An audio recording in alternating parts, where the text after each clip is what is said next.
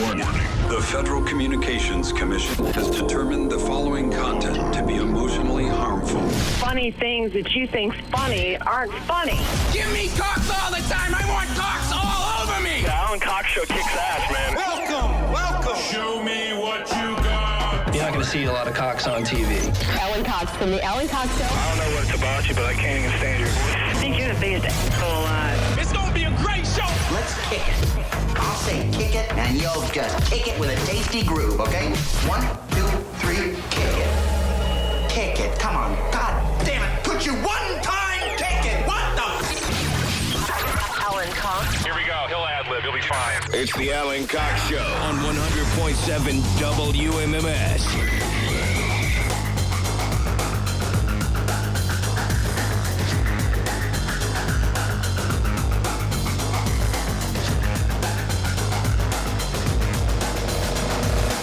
Hey, what's up, gang? Good afternoon. Hi there. Greetings. Thanks for being here. My name is Alan Cox. Welcome.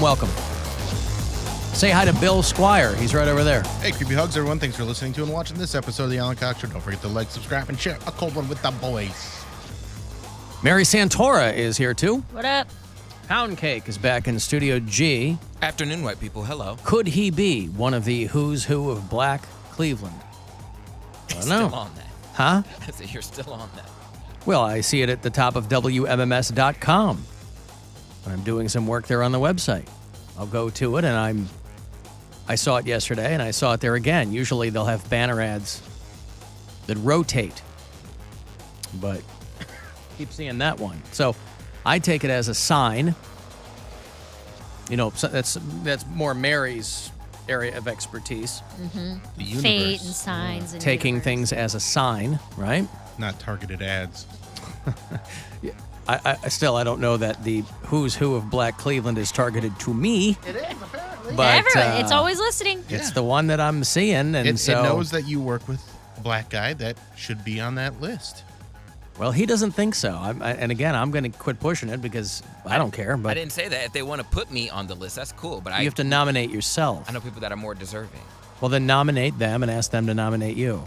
Okay, I will. A little quid pro. Why should quid pro quo just be for white guys? Correct. Get it to work for you. You're half white. Correct. There you go. If you'd like to join us live today at any point, well, of course, if you're not listening until later, you won't hear this now. But if you're listening right now, you can use our phone numbers in any way you see fit. 216-578-1007, 800-348-1007. You want to send me a text, 35192 to do that. AlanCoxShow.com for all the other stuff. And boy, I got a lot of stuff to get to today. I have a headache. I have a pounding headache, but I'm gonna play through it. I don't know why I have a pounding headache. What? Just put Cody's mic as low as possible, so if he gets going, it doesn't add to that. I'm not even going to comment on that. I'm not going to comment on that either. Her voice is just as shrill as yours. It is not. On the microphones, I mean. They cut through just as sharply as Cody's does. Although, let me try it. Say something. Count to 10 for me, Cody. 1, 2, 3. I mean, that is the origin boy. of Tiny Pound Cake. Tiny Pound Cake, yeah. That's 10, 9, 7, 6, 5, 4, 3, 2, 1. all right. Fine. No, I don't know. I don't know why I have a headache today. There's one of those days, and I woke up in a pretty good mood. I woke up in a pretty good mood. That's not always the case. We've all been there. You wake up, and for no reason at all, you go, this is gonna suck. Like you just don't know. That's how you wake up. Today I woke up very, very early, and started doing some work. And my dog was sitting there next to me, and the sun hadn't come up yet, and so it was a very, very peaceful time of the morning. You know, there were a few birds beginning to chirp. You know, it's been a very mild winter, so you may have heard birds the whole season. A lot of birds didn't leave, and so I thought, oh, this will be a pretty good day. But wouldn't you know it, a headache, pounding headache. Now, might be saying to yourself, Alan, that could be a tumor. It's probably not that. I don't know. What's that? It's not a tumor. He nailed it. Pot it down. Yeah, he got it. But I'm going to give him a headache by the end of the show. He's going to hate my guts. But, yeah, I don't know. You know, I have an annual checkup with my physician. I always go every summer. They take some blood. I have a checkup, and then they tell me that I'm fine. But there's going to be one of these years, you know, I'll be 52 years old this summer, and there's going to be one of these years where he's going to come back and he's going to go, I saw something here that I don't like, and it's going to be something I've never heard of before. You know, everybody thinks that when they get to a certain point, not even age-wise, they're very young people, have all kinds of health things going on. Mm-hmm. But there are, Pound Cake has a immunocompromised situation. He's got right? I mean, yes, but that's one of the things. That's right. What's diagnosed. There you go. It's a young man, right? So it's something you have to contend with. But for people like me who have been almost exclusively in good health, something I have always operated on the belief that something is going to get me. And it's going to be something awful, just the way I've lived my life for the most part. Anxiety, Alan. No, I'm not anxious about it. It's just something that I assume is something is going to get me, and it's not going to be like high blood pressure. It's going to be like you have testicular cancer, and there's nothing we can do about it. It's going to be something. And I hope, the best I can hope for, is that it's also something hilarious, because I'm only in it for the jokes. What good is life if you can't be making jokes all the time? And that I also ascribe that to my medical diagnoses. So I have asked my doctor, if you have something bad to tell me, I'd like you to tell me in the funniest possible way. I don't know what kind of sense of humor he has. We've never batted that ball back and forth.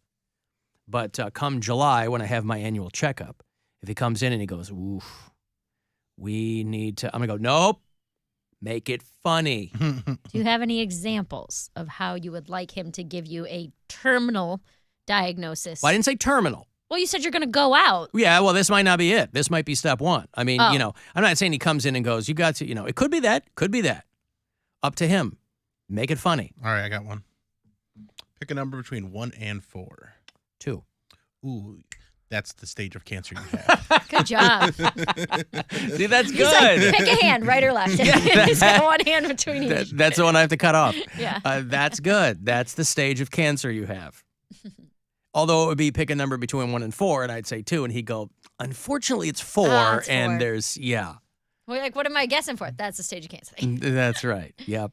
Sir, would you say you've been living balls to the wall? Yeah, I have. I've tried to anyway. Are you telling me that that's a bad thing? No, but we are going to have to remove your testicles and Yeah. nail them to the wall because it is testicular cancer. Again, that's not even terminal, you know? I mean, Lance Armstrong's an awful human being, and he's walking around with one nut. Conversely, Tom Green is a lovely human being, and he's walking around with one nut. So, you know, doesn't care how funny you are or who you are. But who knows? Anyway. Headache. I have one. I don't know where it came from. I hope that it's not some kind of brain lesion. Could you imagine we're goofing around and I go... you conk out. Hughes of the Garvins and you're on the ground. Hughes of the Garvins. That's going to be me. How did AC... Well, I've always said, listen, I will be behind a microphone until somebody tells me I can't. I don't have any concept of retirement. I don't know what that would even look like. I don't have... The shouldn'ts aren't doing it. I don't have hobbies. You know, people are like, I can't wait. I can play golf. I'm like, I don't do that. I've worked since I was 15 years old. I don't know what anything else is. But you know, it's if it's Hughes of the Garvins, if that's how I go out behind the mic, you know, you want to go out on top.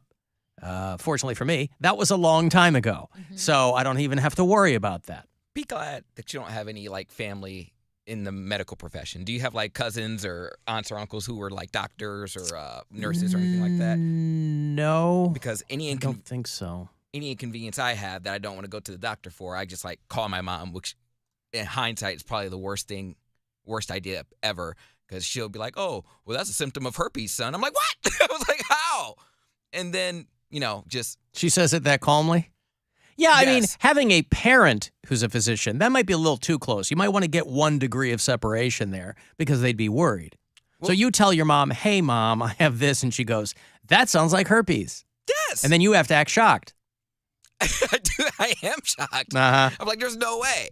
And then I'll go home. I'll be like, so remember that bump you told me about that you said was probably herpes? She's like, I didn't say that. I'm like, well, yes, you did. She's like, oh, what? She's like, did I have my coffee yet? I'm like, yeah. Wow, so your mom's half-assed diagnoses is contingent on the level of caffeine in her body. I was just wow. so tired. Caught her at a bad time. Oh, I didn't have my coffee yet, but it looks like you got AIDS. Jesus. No. Well, at least you know that now. Mom, let's have decaf before I ask you what this bump is.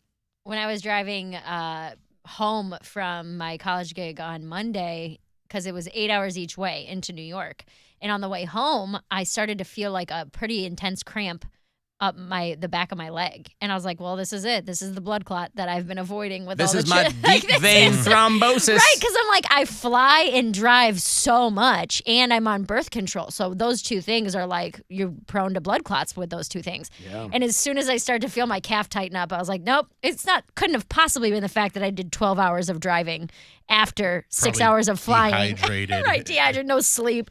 But as soon as my calf cramped up, I was like, this is a blood clot. And I called my friend who's a doctor. And I was like, you think I have a blood clot? He goes, what are you even talking about? I'm talking about blood clots, Harvey. My leg is tight. Yeah. What do you think it is?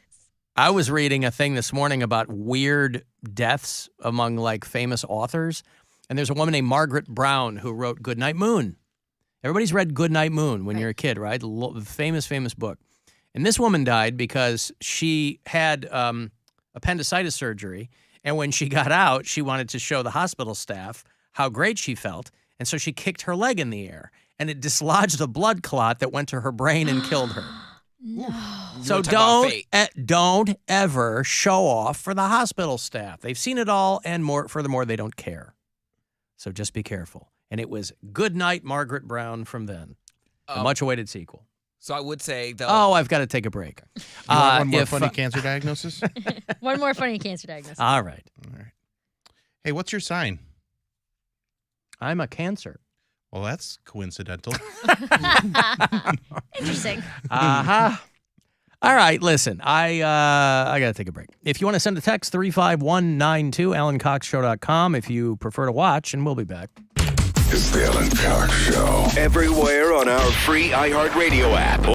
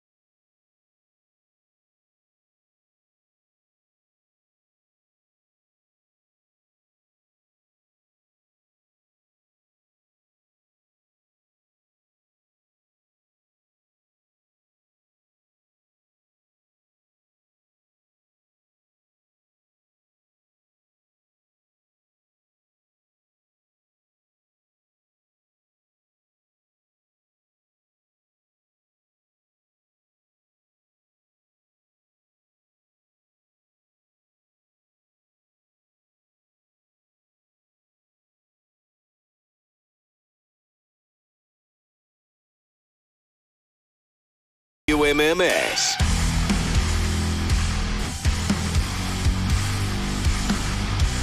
Two 216-578-1007 if you want to join us live. 800-348-1007. 35192. Send me a text. Donovan Mitchell hit his 10,000th point last night, but it was not enough.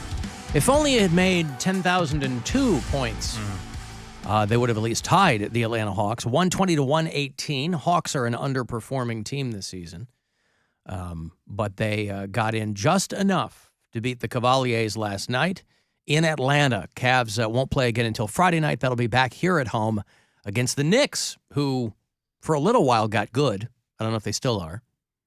But Cavs-Knicks, Friday night, 7:30. And then the Pacers will be in town. We gave away a bunch of tickets for that game. So hopefully you'll be there. It's an 8 o'clock tip on Sunday.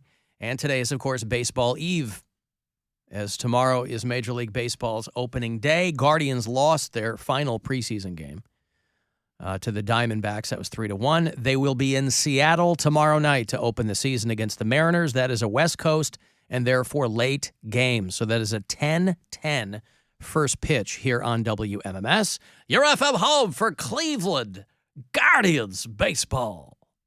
Ran into Curtis Danberg this morning here in the office. Oh, of course, nice. I like Curtis. Long-time comms guy there for the Guardians, and was telling him how excited we were going to be there live for the home opener. We'll be at Progressive Field there at the Corner Bar on Friday the 7th, where the Guardians will play the Mariners again.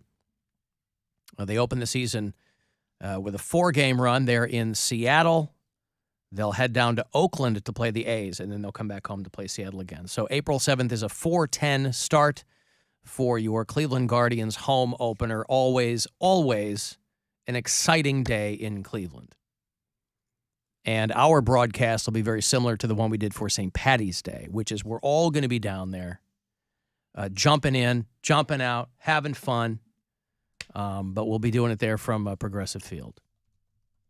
Other good news, they're going to start selling Narcan over the counter. Listen, man, you don't have to wait any longer to wait for the paramedics to show up, right? How long until each and every one of us is potentially a John Travolta in Pulp Fiction? Administering life-saving Narcan to people who need it. FDA has approved Narcan for over-the-counter sales. Now, this is, of course, for people who are unfamiliar when somebody's like overdosing on fentanyl or any kind of opioid in general. It's an opioid. It's basically an overdose reversal drug, Narcan, that they give to you. And that means that a lot more people will have, you got some people walking around with EpiPens for different situations altogether. Now you can have people, maybe they'll have some Narcan in the glove box, which can only help. It'll save lives. People tend to think that the opioid situation is over in this country. It's very much not. So I don't know how much this will cost. What do you think over-the-counter Narcan will cost? I hope it's not like... The whole point is to make it more accessible, right? So they're not going to charge like $300. Ah, you're adorable. Oh, no. It doesn't say. They very specifically don't say how much it'll cost. I was hoping like $50, but I know that's probably not going to happen. I think it's really smart that if you're going to do hard drugs like that, do it at the pharmacy. Oh, yes. So that way, if you do overdose, you can get the Narcan right there. Not only that, well, a lot of these places you probably already could because they got the minute clinics in them. Mm-hmm. All these places are like, I don't want to go to the doctor. I'll just go where I buy my chips and get a shot back there. Typically, you had to go get Narcan from your pharmacy. You had to have a script for it. You had to go back there and shamefully hand it to the to the pharmacist back there, And you also have to be very careful where you get your prescriptions because you want to go to a place that has hot pharmacists. And not all of them do. CVS has hot pharmacists. Walgreens, Target, yeah. They don't have Dwayne Reed around here, do they? Or Rite Aid. They have Rite Aids still. Yeah, that's all I see Discount Drug Mart. All I see are Rite Aids closing down Everything must go sales. That's what I see at Rite Aids. I didn't know if they were still around. Really? Dwayne Reed's, though, I don't think they have those in Ohio. But you know, you got to find a foxy pharmacist. Why, you're asking me? It just makes life better. I mean, if you're walking up there, you've got an issue. Why not improve your day, albeit slightly, by having a brief conversation with an attractive person? They go, okay, come back in 15 minutes. That means I get to see you again. Oh. That means that this interaction could be the beginning of something. In fact, it will be, because I'll be here to get my Narcan prescription filled pretty frequently. There are still about 100,000 fatal overdoses a year in the United States. And so obviously they want to prevent that. It's going to be the 4 milligram nasal spray. Nasal spray? I thought this is a thing you injected. Nasal spray. Nasal spray. That's wow. Now, let me way ask you less this. intense of a scene in Pulp Fiction. Yeah. It's like, I just spray it up his nose. Spray it up her nose. It'll be fine. Why do you have that giant syringe? Don't do that. Spray it up her nose. Now, here's my question. Nasal sprays in general are quite known for easily developing an addiction. Can you get addicted to the Narcan nasal spray? That's You know, it goes right through those membranes. I mean, that's the point. You got to have it. Something like Narcan, you want it to be fast acting, like Tinactin. That's tough acting. What? That's not fast. It's not fast? Is it? It might be fast. It's tough, but it's tough but slow? No, I mean, but I think is it fast acting? It's definitely tough. Now I'm that pretty you sure say it's tough, yeah. Okay. Tough acting, Tinactin, but you want it to be fast too. You don't want it to be, what good is tough if you're sitting around waiting for it to work? When I was sick for the 6 weeks I've been sick, I used Afrin nose spray. Oh, yeah. Because Old that school. one works immediately, but they're like, do not use this 3 days in a row. Like, Yeah, you get hooked. Yeah, well, you'll get hooked. And they said that it starts to have the opposite effect, where if your nose is so used to being clear like that, it'll almost overcompensate and stuff it more than it was originally stuffed up. So Afrin's like that, but there's another one that is approved for daily use, but it doesn't work right away. It's for people who have like really severe allergies to use every single day for months, and it kind of builds up in your system. What the hell was that one? I don't know. Don't know. I just want to get to the bottom of this tough acting. Flonase. It is tough acting, Tinactin. Because John Madden used to do the commercials. But it's not, I guess it's not fast acting, Tinactin. Hey, you get a tough case of athlete's foot. The itching, the cracking, the burning. You want a medicine that acts tough. Boom! Tough actin Tinactin. Clinically proven Tinactin cures even tough cases of athlete's foot fungus. Get tough actin Tinactin. Is that like MRSA and stuff? You get like what? No, MRSA I thought was like an open wound. Yeah, MRSA's. Yeah, but you can't also. You also get that walking around barefoot in a gym. I still can't believe people walk around barefoot in a gym. Ugh. Jesus Christ! It's not. MRSA is. It's just a staph infection. Yeah, it's a staph infection. So, but I think I thought it could like cause like it, open like. You can die from MRSA. Yeah. Well, you can just because it's like antibiotics barely work on it. There's but- that lady that held up a gas station with her MRSA wound one time. That's what I mean. I think What? it's like That was in Cleveland. That was like 10 years ago. A she lady. like threatened to touch people. Yeah, she threatened to rub her MRSA on people. What? Yeah. Wow. Oh, you mean the Cleveland MRSA wound robberies? Yeah. Oh, right. I think they have their Now own you get Wikipedia it. page. Now Right. You get it. 2010, a woman who used a staph infection as a weapon will be arraigned in court. Oh, God. Did you ever see a photo of that? Yeah.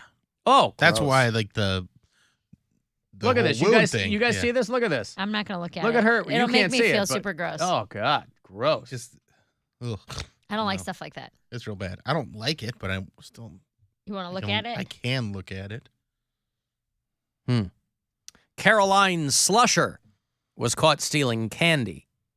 The worker confronted her as she told him to get away and that she had MRSA and then showed him her arm. It looks like her arm is like torn open. Yeah, it looks yeah, like she's that's in what I thought crocodile. it was. Yeah. At that rate, just take the candy. Like, who wants? I don't want you to be unhappy. Like, you have limited time on this earth. Take all the candy you want. What if she was privy to some little known remedy to the situation that MRSA is cleared up not by antibiotics but buy pink-only Starburst. And she was going to individually unwrap them and rub them into her wound until they melted into kind of a pastel salve. Then she'd get the last laugh, wouldn't she? Use the salve. Huh? She'd get the last laugh. Yeah. Was that a salve that Kramer used on the burn? A balm. A balm. Who told you to use a balm? I didn't tell you to use balm. Yeah. Wow. 10 years ago. The MRSA robberies. I liked that they had a getaway van because she had accomplices. I liked that they had a getaway van for a candy theft. That's how much some people love candy. Mary put a bag of Nerds-covered jelly beans in the kitchen, along with a desperate plea for people to eat them. He said, please eat. Well, because Brian and I... Written on I go into the kitchen, on a paper and I go, plate. yeah, it's like the most people I've ever seen in that kitchen before. It's Curtis and Bill and me and Jeremiah from Kiss. I go, what the hell's going on in here?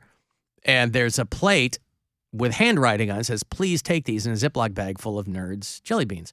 And I go, ooh, these are no joke. So I eat one. I go, who left these? And they go, Mary. I said, Mary did. Does she know she's got gold on her hands here? She did it. No, Brian and I have been calorie counting for a week now. And what have you gotten up to? Total? Man, probably 700,000. Okay, good. I just want to, you can keep going. Keep going. We're just going to keep counting until numbers stop. So we're like, getting ready for Easter and things like that. And we had leftover jelly beans and he and I were going to town on them. He's like, you have to get these out of the house or otherwise we're going to eat the whole bag. So I was like, all right, I'll take them to work. And I offered some to Bill. And then I was like, I'll just put them out for everybody because I know I don't have self-control. So if I leave them by my desk, I'm going to eat all of them. So I was like, all right, I'll leave a note. So as people pass in and out to get a coffee, they can take a little jelly bean, have a little treat, a little sugar boost. You said the one guy asked if I made them. Who asked if you made them? Didn't you say that or did you say that? I didn't say that. No, Curtis asked. Oh, Curtis said, did you Curtis make was like, those? did you make those? Like, I was like, yeah, I melt down the Nerds and then coat Here's what she did. Here's what she did first. First, she took regular jelly beans, peeled them. Oh, yes. And then melted down and then rolled them in Nerds. Let it harden. Yes. They are really good, though. All right. Hey, remember how last segment I was giving you bad news in a funny way? Yeah. About your health? Yeah. I would like to do the same for Mary. Ooh. Because you're more of a, like, Don't you even need say it. it. You said, like you were going to say hypochondriac. You're a little more hyper aware of your feelings. Okay, I'm ready. Go ahead. You get a little nervous about things. All right. I got some good news and some bad news. Bad news first. Bad news first. You're gonna see your dad again. Oh God. Wait, that's the bad news? No, I just needed to get the laugh. Oh. He's dead. That could really go either way. Yeah. It's the good news or the bad news. That's the good news and the bad news. Yeah, I guess yeah, so. Yeah. That's funny. Yeah. Was that it? All right, let's do another one. Ready? All right. Hello, doctor. Hi.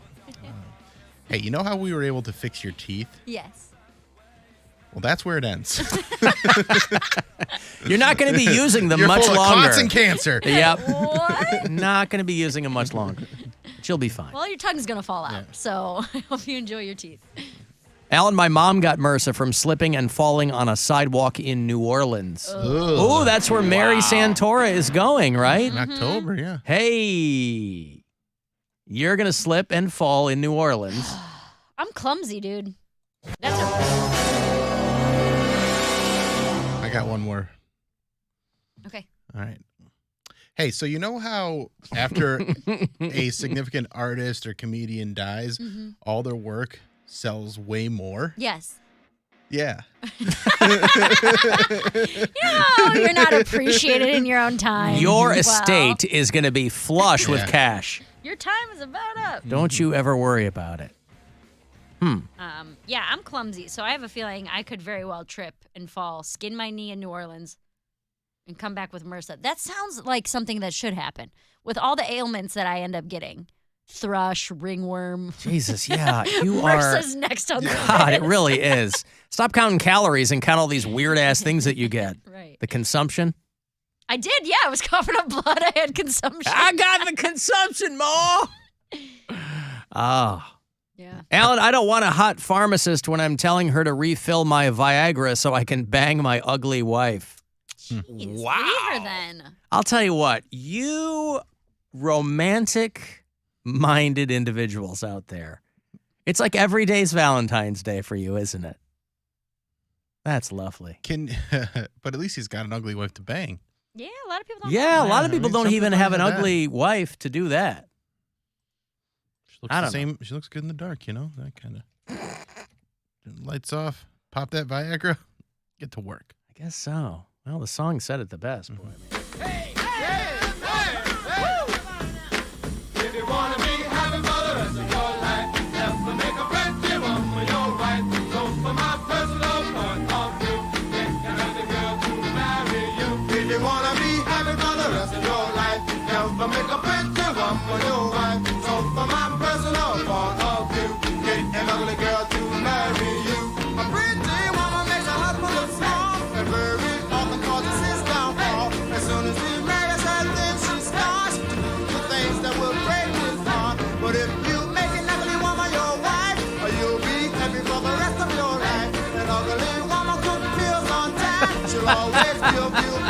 An ugly woman cooks your meals on time, boy. You want a day woman, your wife.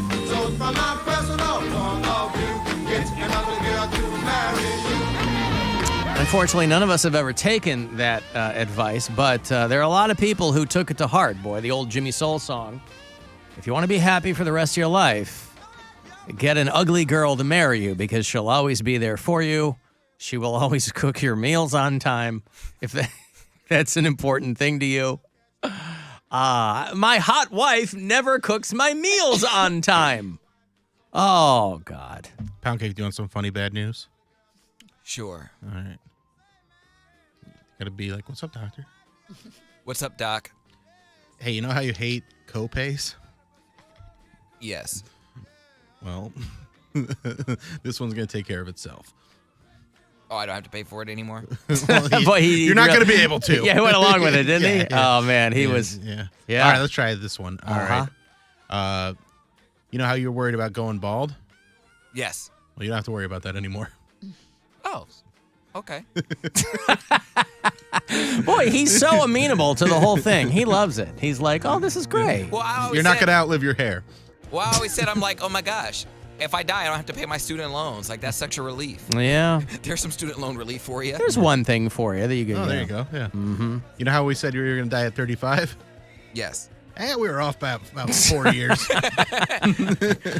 Get your affairs in order, and I mean affairs literally and figuratively. Just put them all in order and then have them. And Well, I'm about to go commit some crimes then. yeah, I like that. That's where his head goes. People are like, I got a terminal illness. I'm gonna go commit some crimes. What crime would you commit?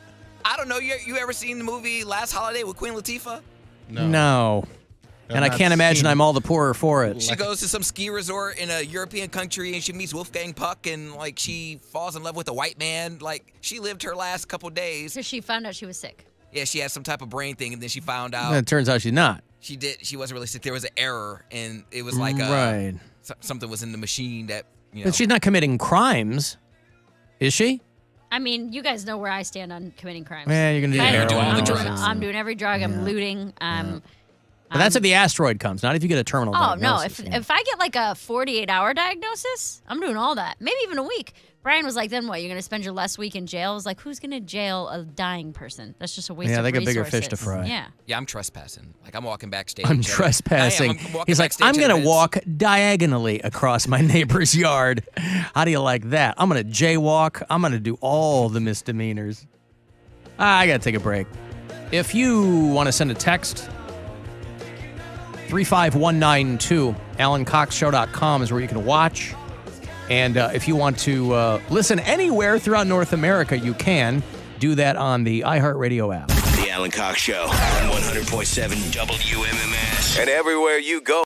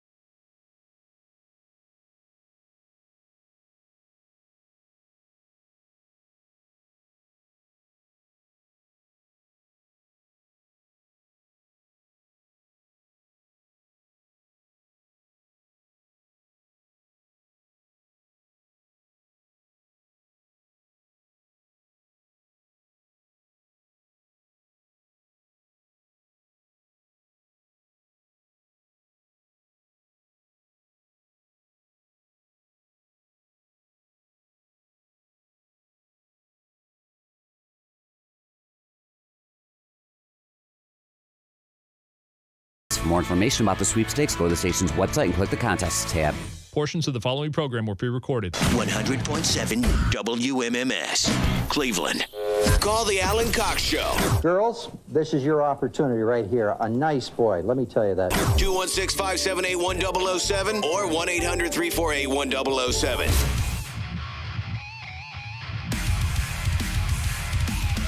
Here's a great band called After the Burial. This is part of the very underrated Minneapolis metal scene. These guys are on that Spirit Box tour. They'll come to the House of Blues on May 6th. One of the bands you will hear this Saturday night for our next installment of 2 Hours to Midnight. It is our new weekly metal show here on The Buzzard. As the name implies, we get going around 10 o'clock on Saturday nights with yours truly, Corey Roddick, Pat Butler, and we do 120 minutes of nothing but metal. So you're going to get them. You're going to get High on Fire this Saturday, Strapping Young Lad Request, new music from Thy Art is Murder, local music from A Sense of Purpose and Dreamwalker. We got a lot of good stuff lined up for you for Saturday night. So I hope you can tune in with me and Corey and Pat. 2 Hours to Midnight is 10 o'clock Saturdays here on The Buzzard. You can see every week's playlist at WMMS.com or on the 2 Hours to Midnight Facebook page. There's video of Melissa Joan Hart talking to her followers on social media about how she was helping get kids out of that school in Nashville. Oh, wow. Because she and her husband live in Nashville, and their kids go to school down the street from the one that got shot up.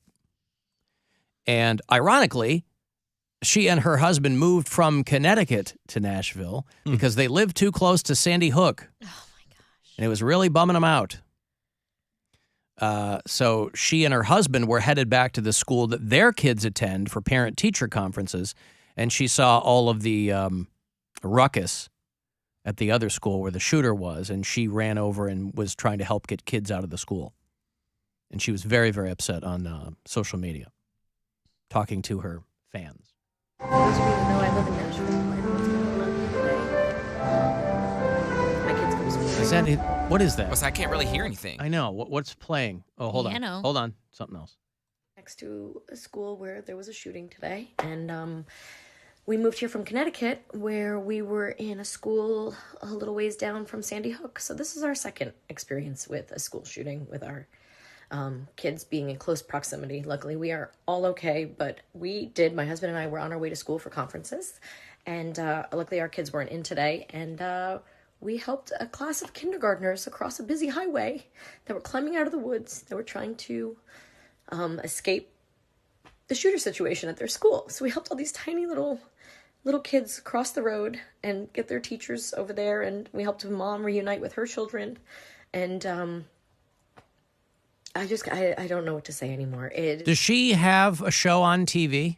Melissa Joan Hart? I don't think currently. I was going to say, she used to have Melissa and Joey, but I don't know what happened to With Joey Lawrence? Yeah. Because Joey needs a job, so I don't think he's doing that anymore. His brother married some hot... Oh, he's dating Chili. He's dating Chili. Yeah, Matthew Lawrence dating Chili. Good for him. All three of the brothers could get it, She's like older than me. Good for them. Yeah, I remember when I was on in Pittsburgh many, many years ago, one of the other guys on the staff there had, by his own admission, a really creepy obsession with Melissa Joan Hart. She was still very young then, and she was a teenager, but boy, he loved Clarissa and Sabrina the Teenage Witch, and he had, he had Melissa Joan Hart on the brain. I never saw any of those shows that she did, so I had no point of reference. Clarissa Explains It All was on pretty regularly at our house. Right. Nickelodeon, right? Yeah. But that's when I was in college, so I wouldn't have been watching that. I wouldn't have watched Sabrina. Sabrina was on too. Yeah. I'm trying to think of what I would have seen her. I know I saw her in things. What was she did one teenage, like high school coming of age movie about. It was like a dating movie. No, she had like a small part. She was in Drive Me Crazy or one of those kinds. Yeah. Can't Hardly Wait. She was in. She was in Drive Me Crazy. Yeah, she would make the rounds in those kinds of movies. Yeah. But like she was like the lead in Drive Me Crazy. She was just a small part in.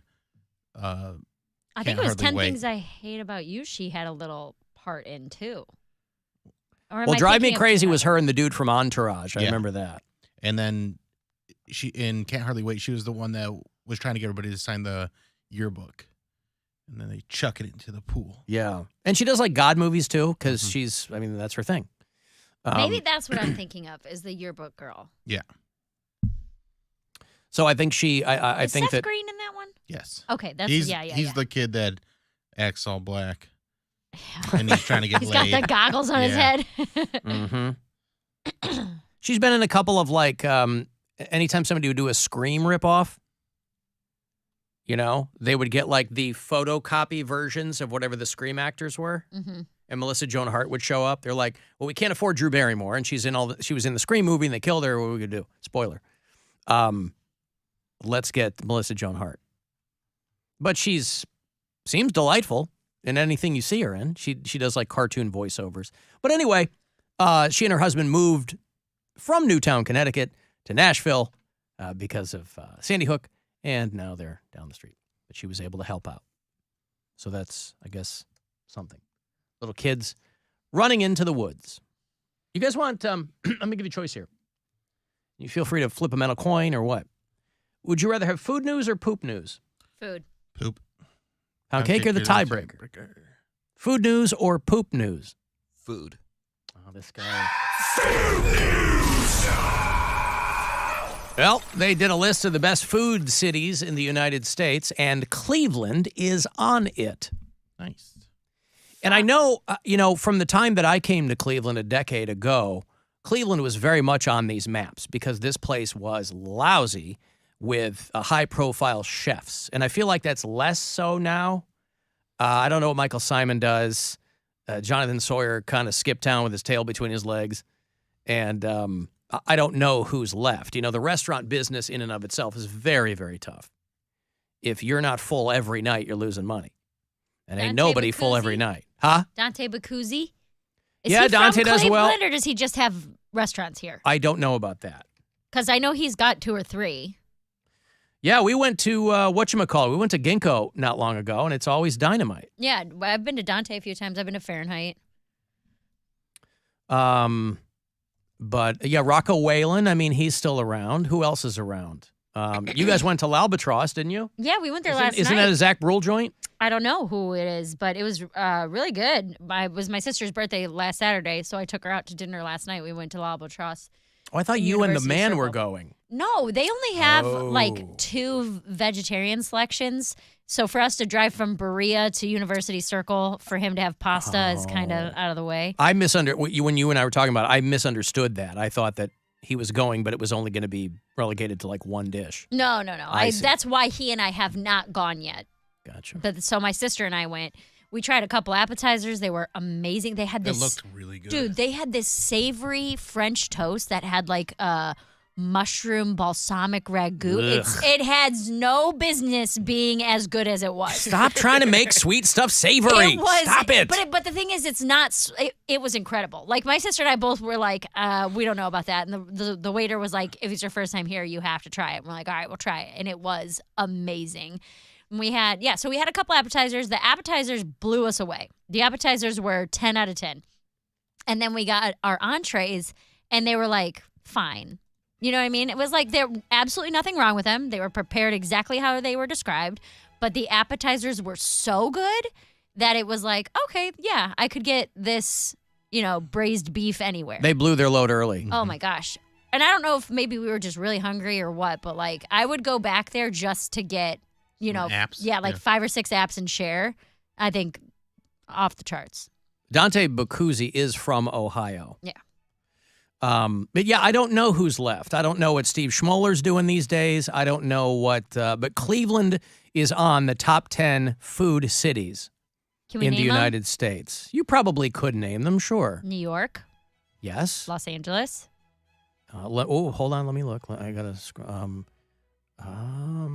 This is top 10. Yeah. No, not Los Angeles. Chicago. Yes. Pensacola, Florida. Pensacola. Not.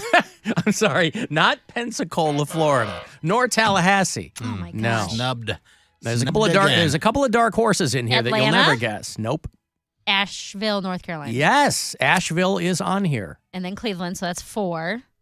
I bet Pittsburgh's on there. Nope. No. Although Pittsburgh is a great food city. It really Denver. is. Denver isn't. I'll give them to you. New York, New Orleans, Yeah. where that lady slipped and got MRSA, and where Mary's going But this the food fall. is amazing.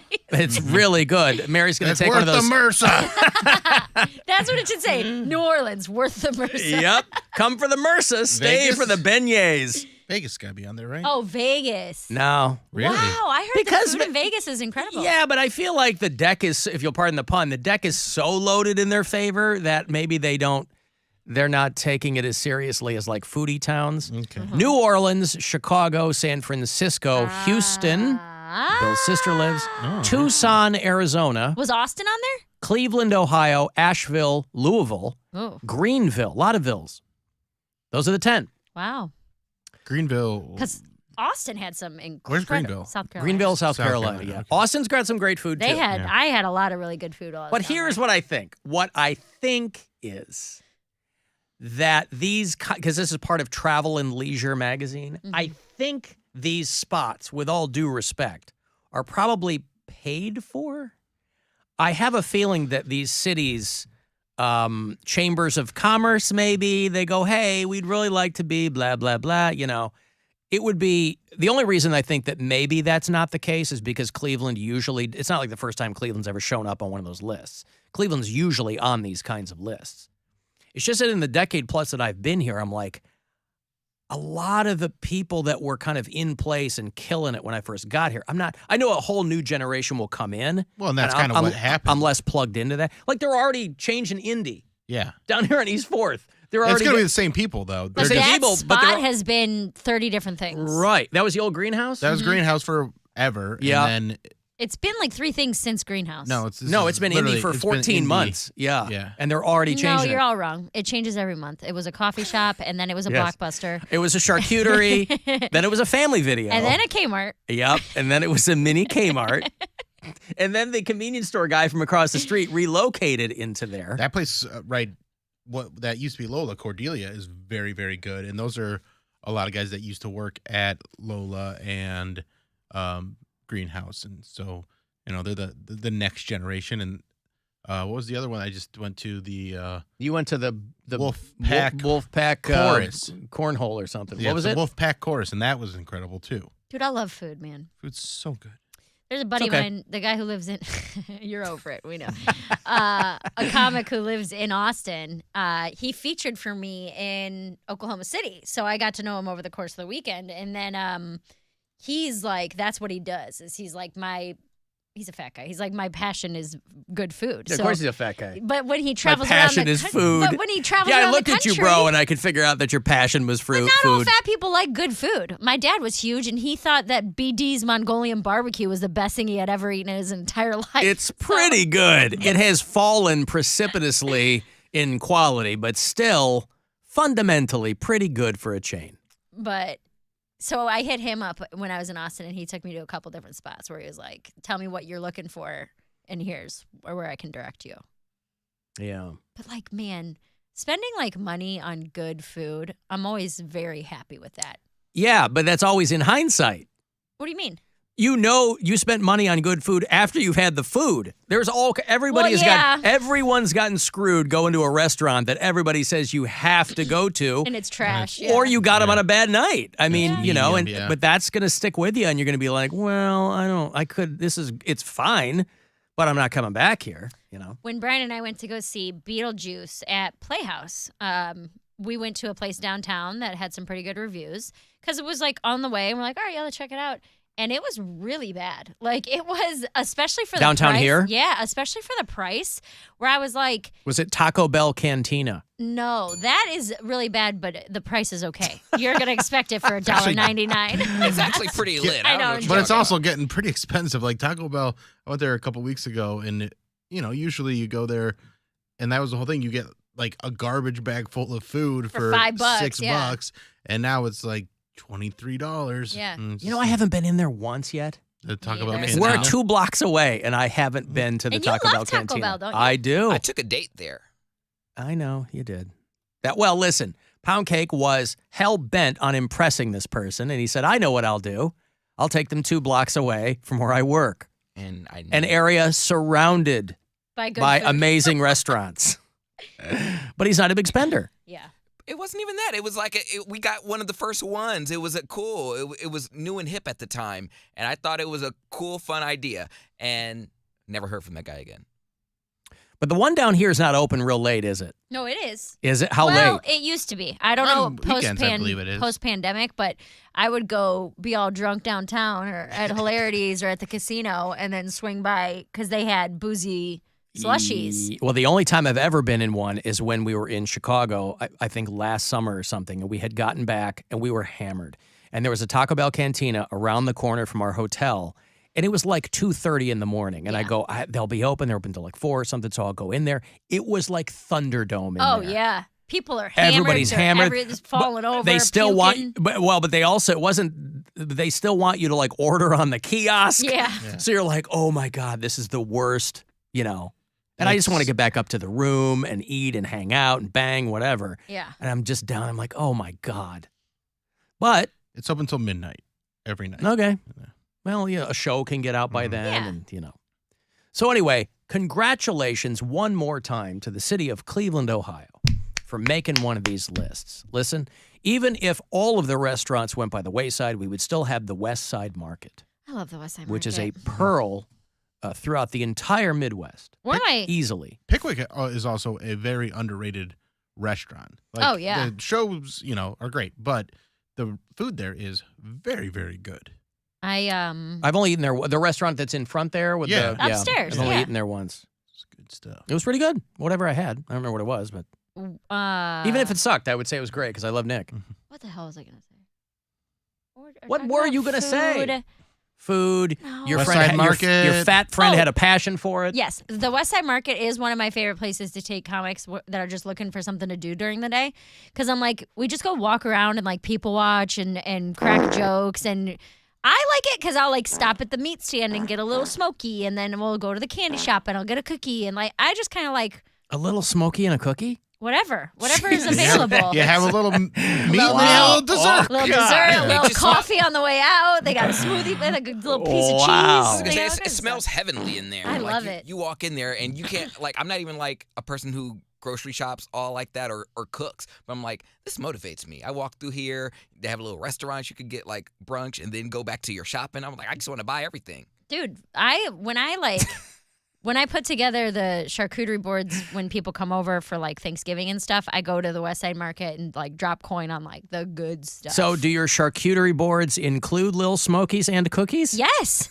Not cookies, but like I would little just sweets or like I like to know. berries and things. I like the mental image of you walking to the West Side Market with a little Smoky in one hand and a giant cookie in the other. 100%. And I've got my reusable tote bag. Alternating bites. Yes! Oh, a little bit of meat, a little bit of sweet, baby. I got my pop in my bag. I got little bite, and then I go over to the cheese shop, sample a couple cheeses, buy a little block of cheese. She got a couple of cubes on toothpicks, and then she takes a big swig of Code Red, and then it's back to the meat and the sweet, baby. Yes.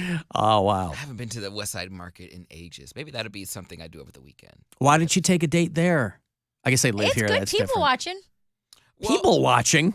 Yeah, you just go and watch people be people. They act weird. They What? say, they fight. You've never done people watching? I haven't gone somewhere just to watch people. No. I mean, you go there, you have a snack. You know, we're surrounded by people, by the way. There are so many goddamn people. Where would anybody go anywhere to watch people? You go. I'm trying to not see people.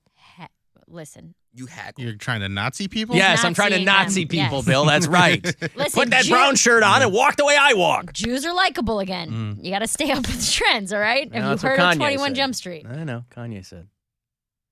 But yeah, people watching. You go to it's one of the best things to do at a fair.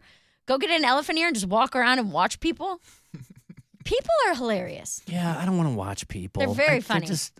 Whatever. Just existing how they exist is hilarious. I would never presume to invade someone's space, even with my You're not eyes. invading anything. Yeah, I don't want people being looked at. I don't want it. They don't want it. They don't want to be looked at either. I want them to live their lives in peace and harmony and go anywhere to watch people. Alan doesn't like people that would rather feel good than look good. There's a lot of people at the state fair with a passion for food by the looks of them. Passion for French fries. Yeah.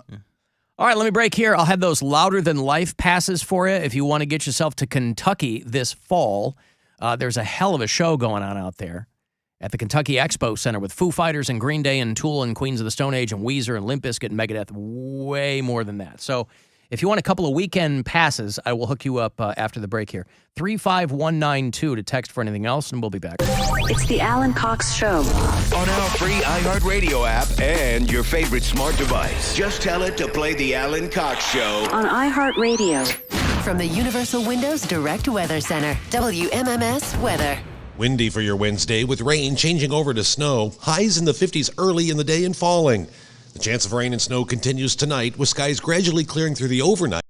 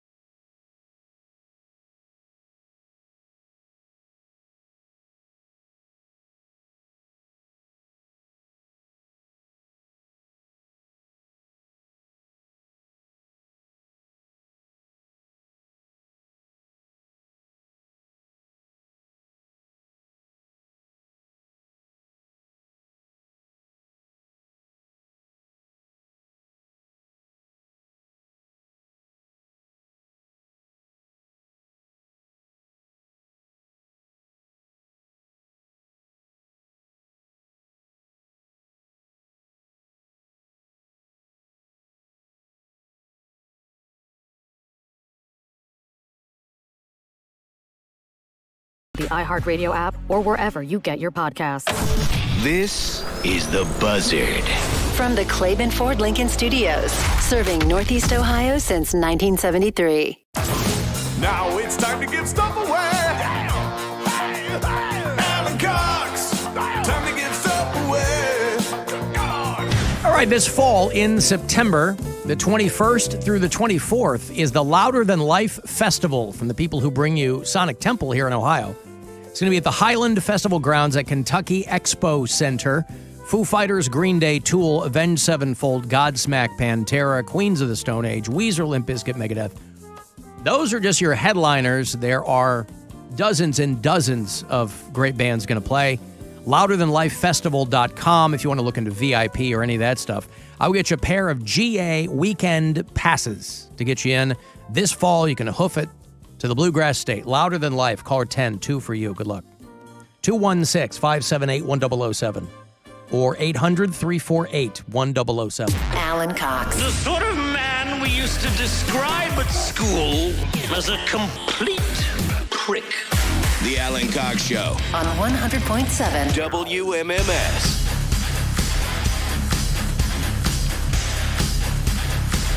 That show would absolutely be worth the trip. If you've seen the entire lineup on this show, it is bananas. Coheed 311, Code Orange. Deaf Heaven, one of my favorites. L7, White Reaper. Avatar. Fever 333, you like them, don't you? I do like them. They're fun. Pierce the Veil, Death Clock. Sleep Token. Boy, that Sleep Token. They are... Wow, are they wild. Love them. Turnstile, Run the Jewels, Flogging Molly. Yeah, tons and tons and tons of bands on that Louder Than Life. So I'll have those for you around this time the rest of the week. Get you into that Metallica premiere, too. They're going to do a thing in theaters the night before 72 Seasons drops. So I'll put you with that.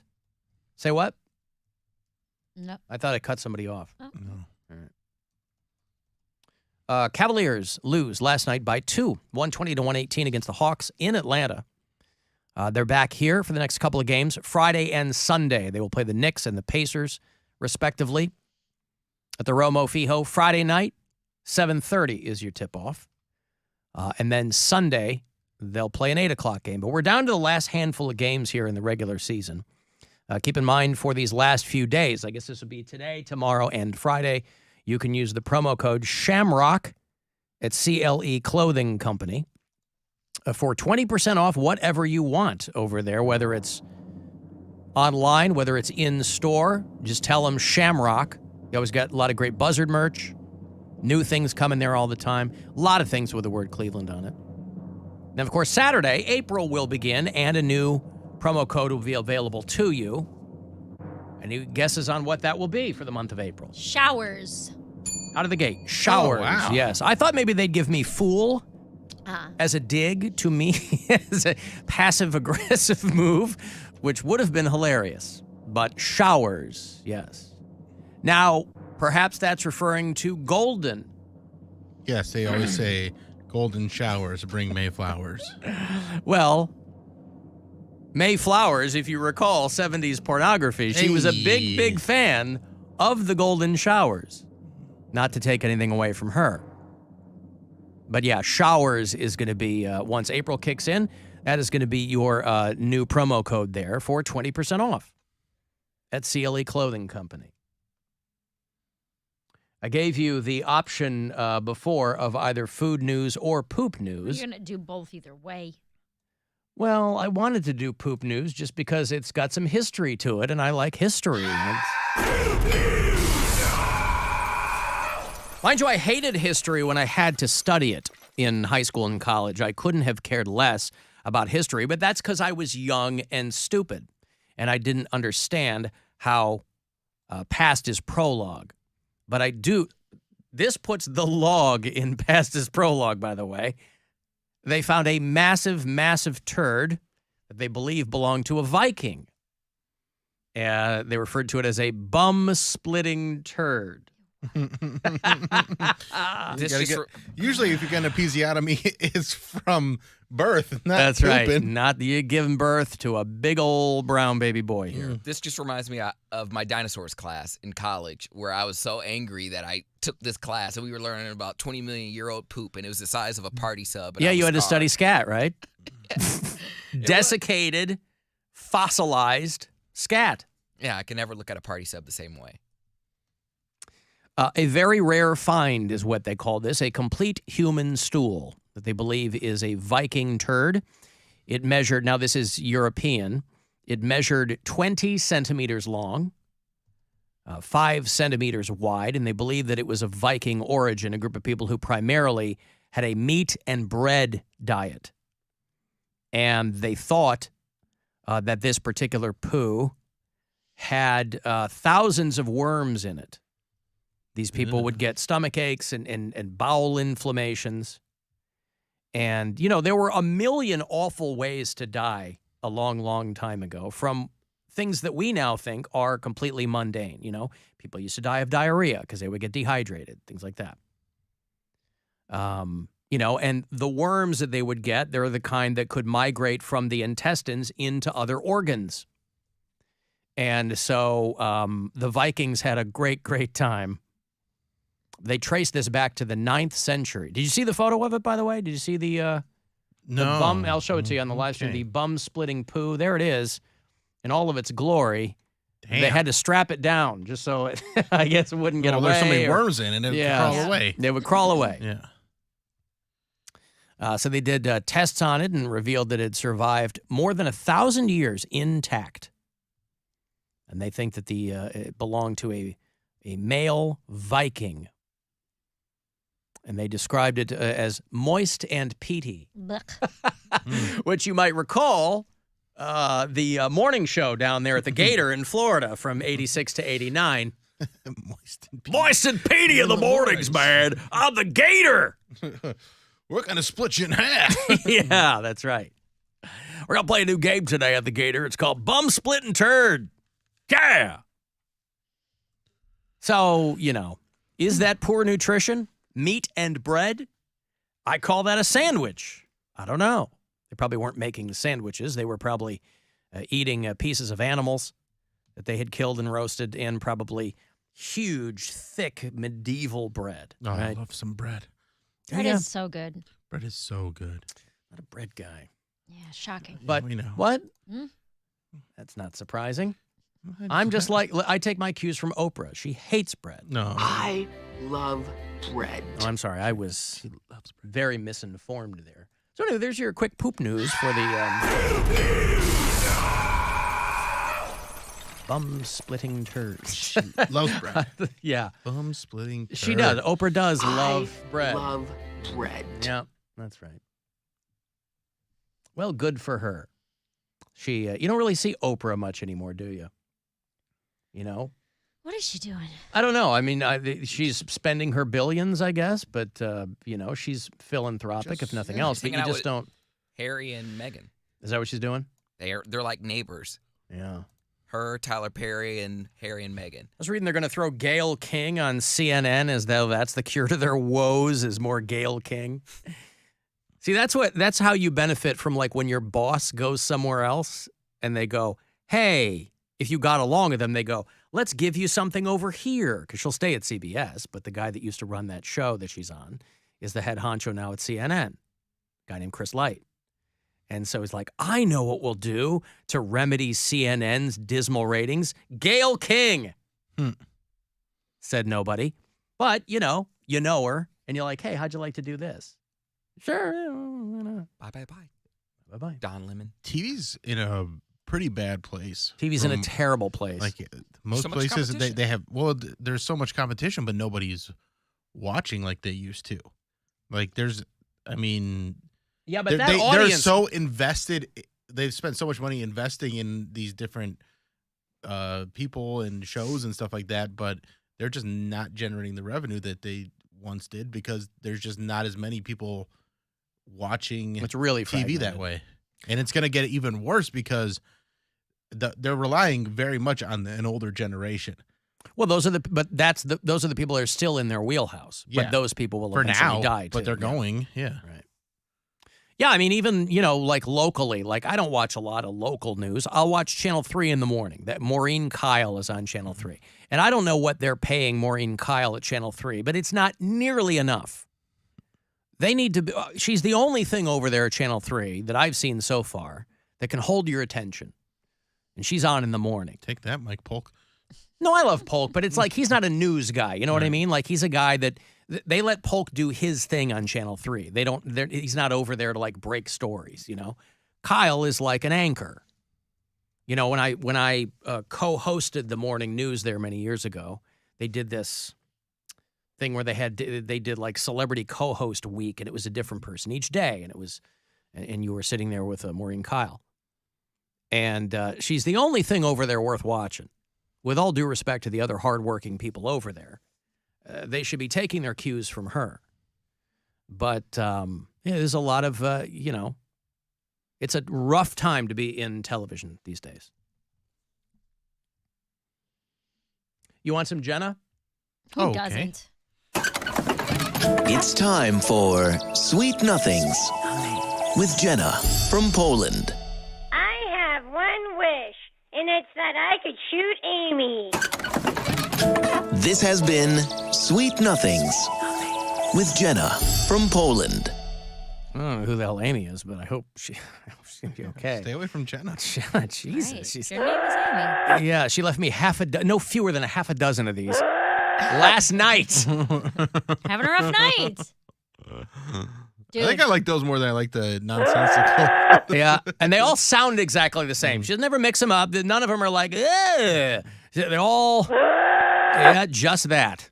So, I don't know if she's having a rough time or what. I was apparently the other morning I woke up. It was the morning I had to drive to New York, so I got like no sleep. Brian wakes me up and he goes, "What were you dreaming about last night?" And I was like, "I don't know. I dream about a lot of things. Why?" And he said I was making guttural noises, and it reminded me of Jenna. He's like, "Was it a sex dream?" And he's like, "I thought it was a sex dream because you were like kind of like moaning and making like growling noises almost." And then he goes, "But then you yelled in your sleep, 'Get out,' like that." Huh. And then he goes, and then 5 minutes later, This is Mary pretending she was dreaming and trying to send a message to her boyfriend. And then he goes, like 5 minutes later, you just go, no.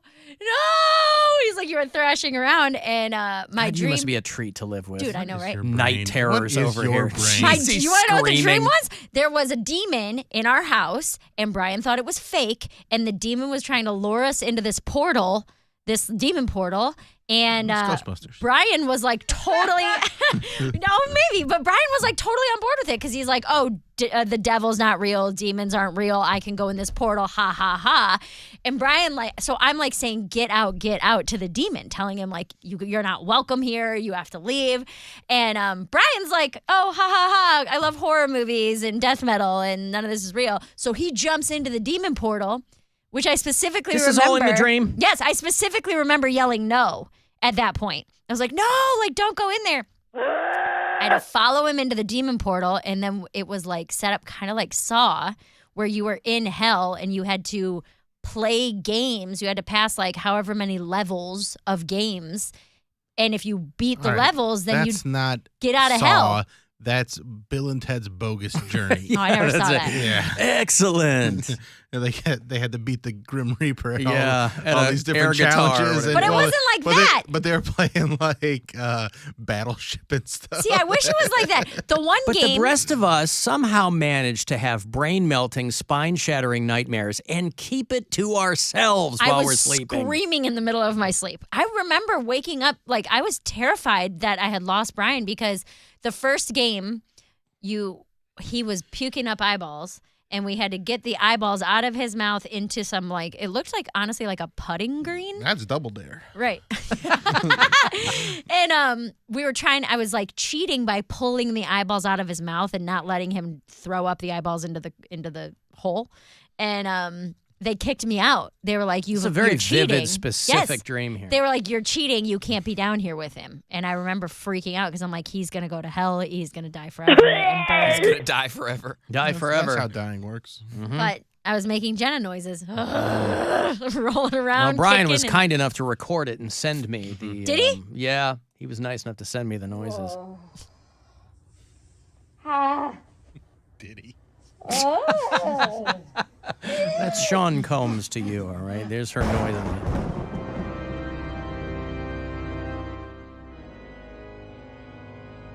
Hey, what's up, guys? Hello, Devil?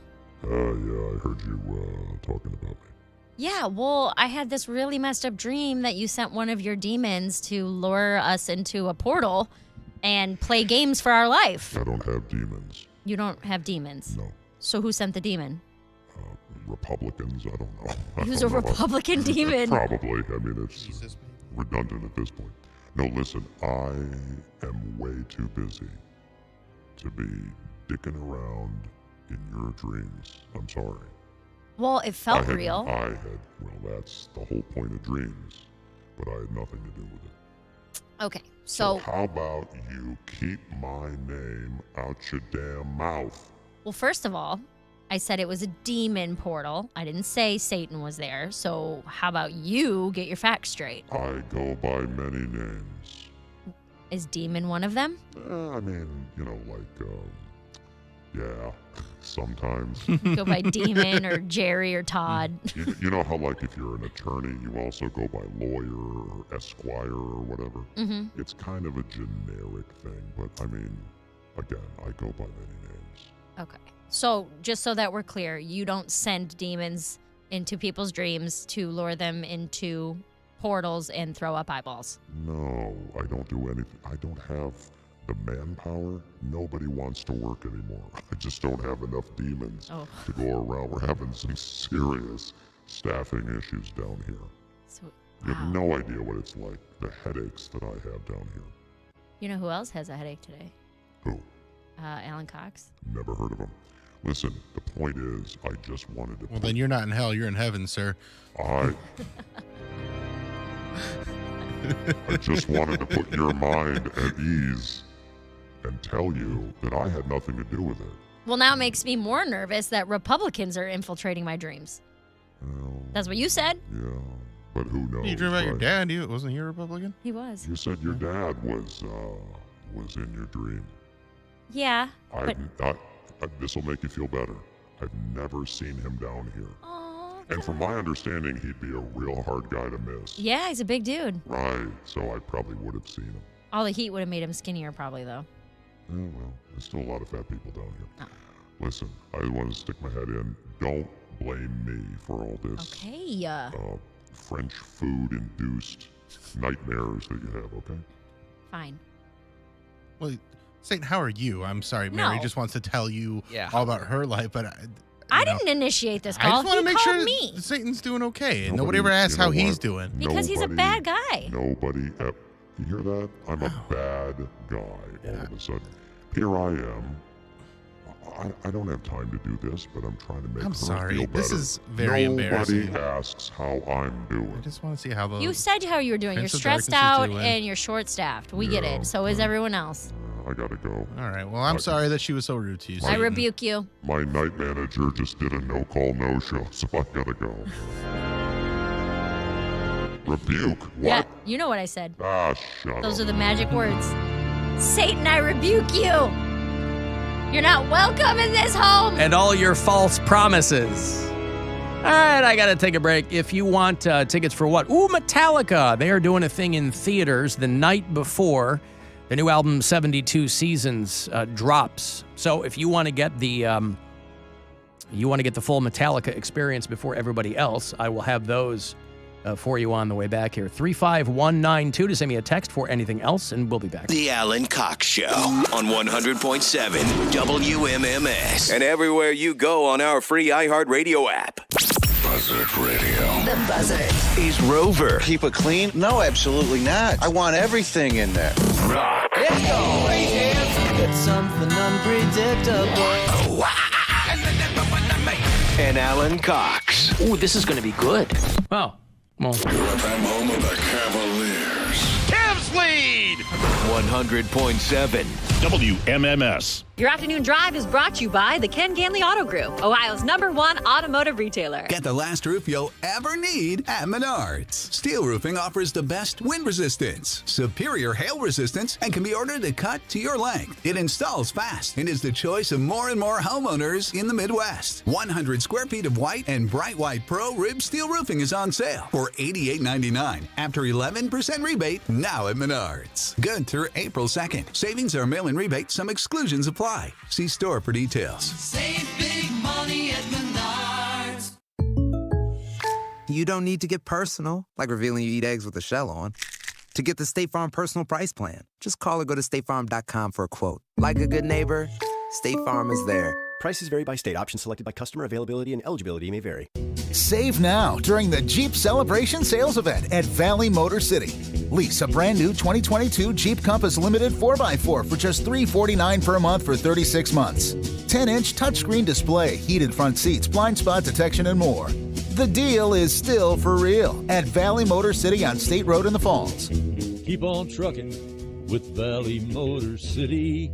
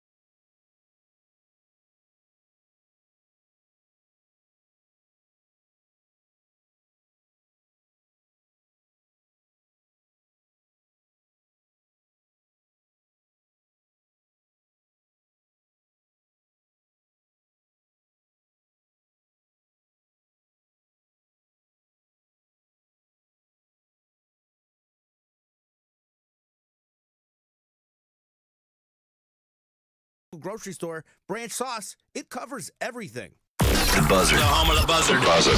This is 100.7 WMMS. Cleveland. His name is Alan, and he's giving stuff away. All right, if you're a Metallica fan, they are getting ready to drop 72 Seasons, their long-awaited 12th studio album. And a day before it drops in theaters around the world is a worldwide listening party where you will hear it before everyone else.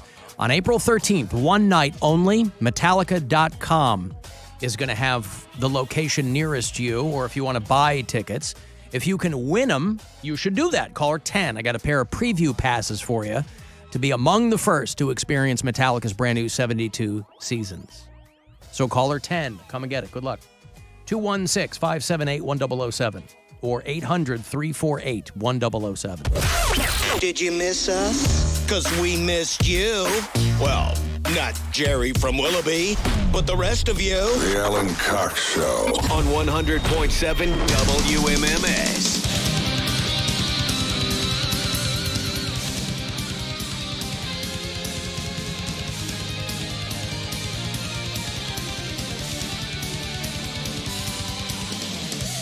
We are still sending people to see the Metallica tour stop in Detroit, by the way. The way they're doing this M72 World Tour is they're doing full weekends in every city. They're doing arenas and stadiums. Not arenas, they're doing stadiums. They're not coming to Cleveland, at least not in the first run. They're going to do Detroit in November. Different set each night. They're doing Fridays and Sundays in every city they stop with different opening bands. So Friday, November 10th is Pantera and Mammoth WVH. That's Eddie Van Halen's kid. And then that second night in Detroit, it's Metallica with Five Finger Death Punch and Ice Nine Kills. So 2 nights, 2 different sets, 2 opening acts. They're calling it the No Repeat Weekend Tour. And we have trips for you to go see them in Detroit. So just go to WMMS.com, hit the contest tab, and you can register right there to do it. If you are watching us live today at AlanCoxShow.com, you can thank Birchabald Buttwagon for helping out. Birchabald. Much easier than yesterday's video assistant to was pronounce. What? Yesterday's? Yeah. Was, I have to go back and look, Hinky Badoga Bobish. Yeah. Yeah. Today's is easier. So but no less special. Yeah, we call him the Double B. Yeah. Birchabald Buttwagon. Provided that's a man. I don't know. But there it is. Guardians, we are at Baseball Eve. The MLB season starts tomorrow. The Guardians will play their first 4 games of the regular season in Seattle against the Mariners, and then they will bring them here. Well, I imagine they'll find their own way here. Guardians will host them. The home opener is April the 7th against the Seattle Mariners. The game tomorrow night is a late one because it's West Coast. 10:10, first pitch here on WMMS. As we wind down the NBA regular season as well. As we're your FM flagship for Cleveland Guardians and Cavaliers. Hey, that distracted driving law that they passed in Ohio is going to go into effect next week. So if you're one of these people, this starts up Tuesday the 4th. If you're one of these people who's looking at their phone, it's going to become a primary offense. Means they'll pull you over. They said there obviously a lot of people aren't paying attention to what's happening on the road. I think if you're on the phone and you're talking to someone and it's like up against your head, they want to stop texting and driving. That's kind of what they want, yes. So they're going to be looking for people who are swerving while driving, to what they call blatantly operating a vehicle with a phone in your hand. What if you're not blatantly operating the vehicle, but you do have a phone in your hand? If you're not blatantly operating the vehicle, like you're driving with what if you're driving with your knees and eating a taco? Yeah, you're I don't not know. Blatantly operating it. Yeah. It says for the first 6 months, officers will give drivers a grace period, issuing warnings just to let everybody know the new law is in effect. But after that first 6 months, there's going to be tickets and points off your license. Or is it on your license? Is that what it is? Yes. Points on your license. Because you accumulate up to 12 points and then it is taken from So you. you don't start off with a number of points and then they You start remove with them? 0. Oh, I see. Okay. So it's points on your license. Yes. Okay. Well, first offense is $150, 2 points on your license. And if you've ever seen the supercuts that the police will put on YouTube of like distracted driver dash cams, it is a blast. People swerving and just flying into the back of semi-trucks, and man, is it fun. And we've all, even though everybody's probably guilty of it themselves, it doesn't stop you from being enraged when you see someone in front of you or next to you, and their phone's in front of their face. Yeah. Or they're on their phone. I mean, phones have been around so long that if you don't know how to talk on your phone and drive, you should give up one of those things. You should either give up your driver's license or give up the phone. I mean, we've had these now for a long time. You can't even make the case that texting is relatively new. That's been around a long time too.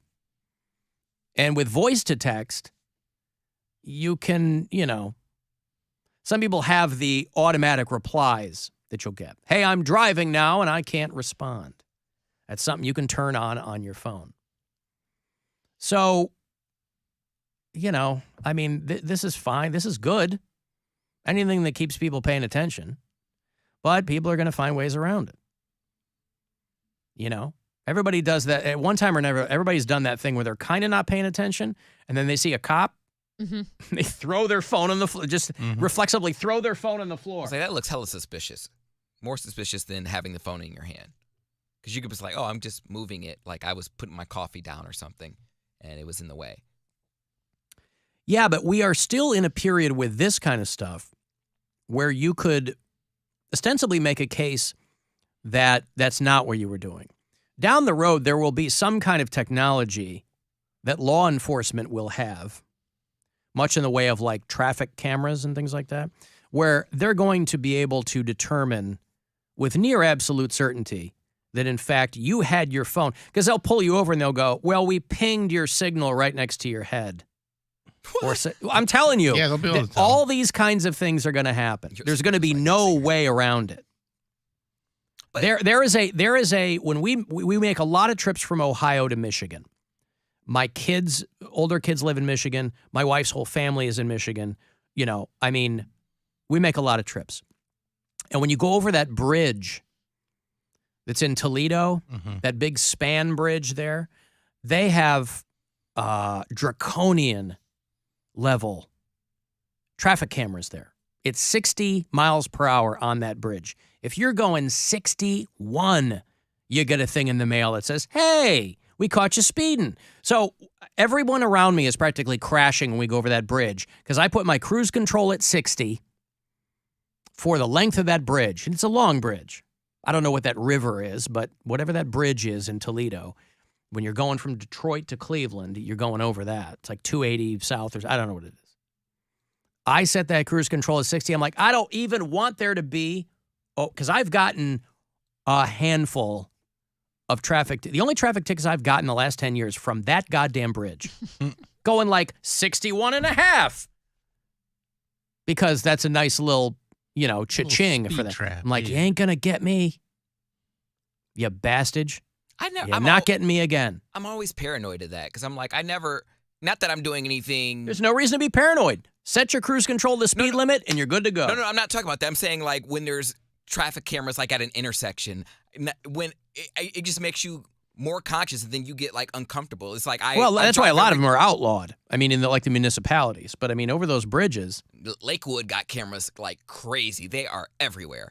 And Lakewood should have cameras. I thought they outlawed that. A lot of places they did. I think they maybe outlawed them in Parma. In Ohio. Maybe they just didn't take them down, but they're there. And because I think they're they there, still have them up just because they can use them for other as a things, deterrent, like surveillance. Surveillance and crashes and things like that. So, but they can't give you tickets anymore. I don't think so. Because because they're there. Unless you're in Lindale, then they're like speed trap. Those cameras essentially are like a cop being behind you, and not that you're doing anything suspicious, but when a cop is there, you're heightened because you're like, oh, there's a cop right there. So you almost feel uncomfortable. So I'm just like, all right, I'm just sit forward, both hands on the wheel. I'm like, I don't ever drive 10 and 2. Like, I be leaning. I got my arm out. Like, my legs are up under me. It's One leg. It's so stupid. I'm like, drive normal. You don't drive crazy. You're not going to get a ticket. I'm like, the camera's there. It's going to see me like touching my radio and it's going to give me a ticket. Touching my radio. That's the sound of the police. It's so dumb, but they make me so uncomfortable. And I'm like, you need to get over this, homie. You drive, like I drive too slow to get, well, maybe that would give me a ticket for driving too slow. Ow! On city roads, I'm like, 35. Yeah, you drive too slow. That's what it is. He's too reliable and he drives too slow. Well, see, I'm the car that I just get in my lane and stay there, like on the freeway. I just get in my lane and stay there. It's like in life. But I'll be behind a truck, and all the other cars will like the truck's going like 60 miles per hour. I'm like, I can go 60. I'm not in a rush to get anywhere. I'll just sit there. And all these cars are vrooming past me. I'm like, well, damn. Like, where y'all in a rush to go? The highway is 60 miles an hour, 65. It's not that bad. Chill out.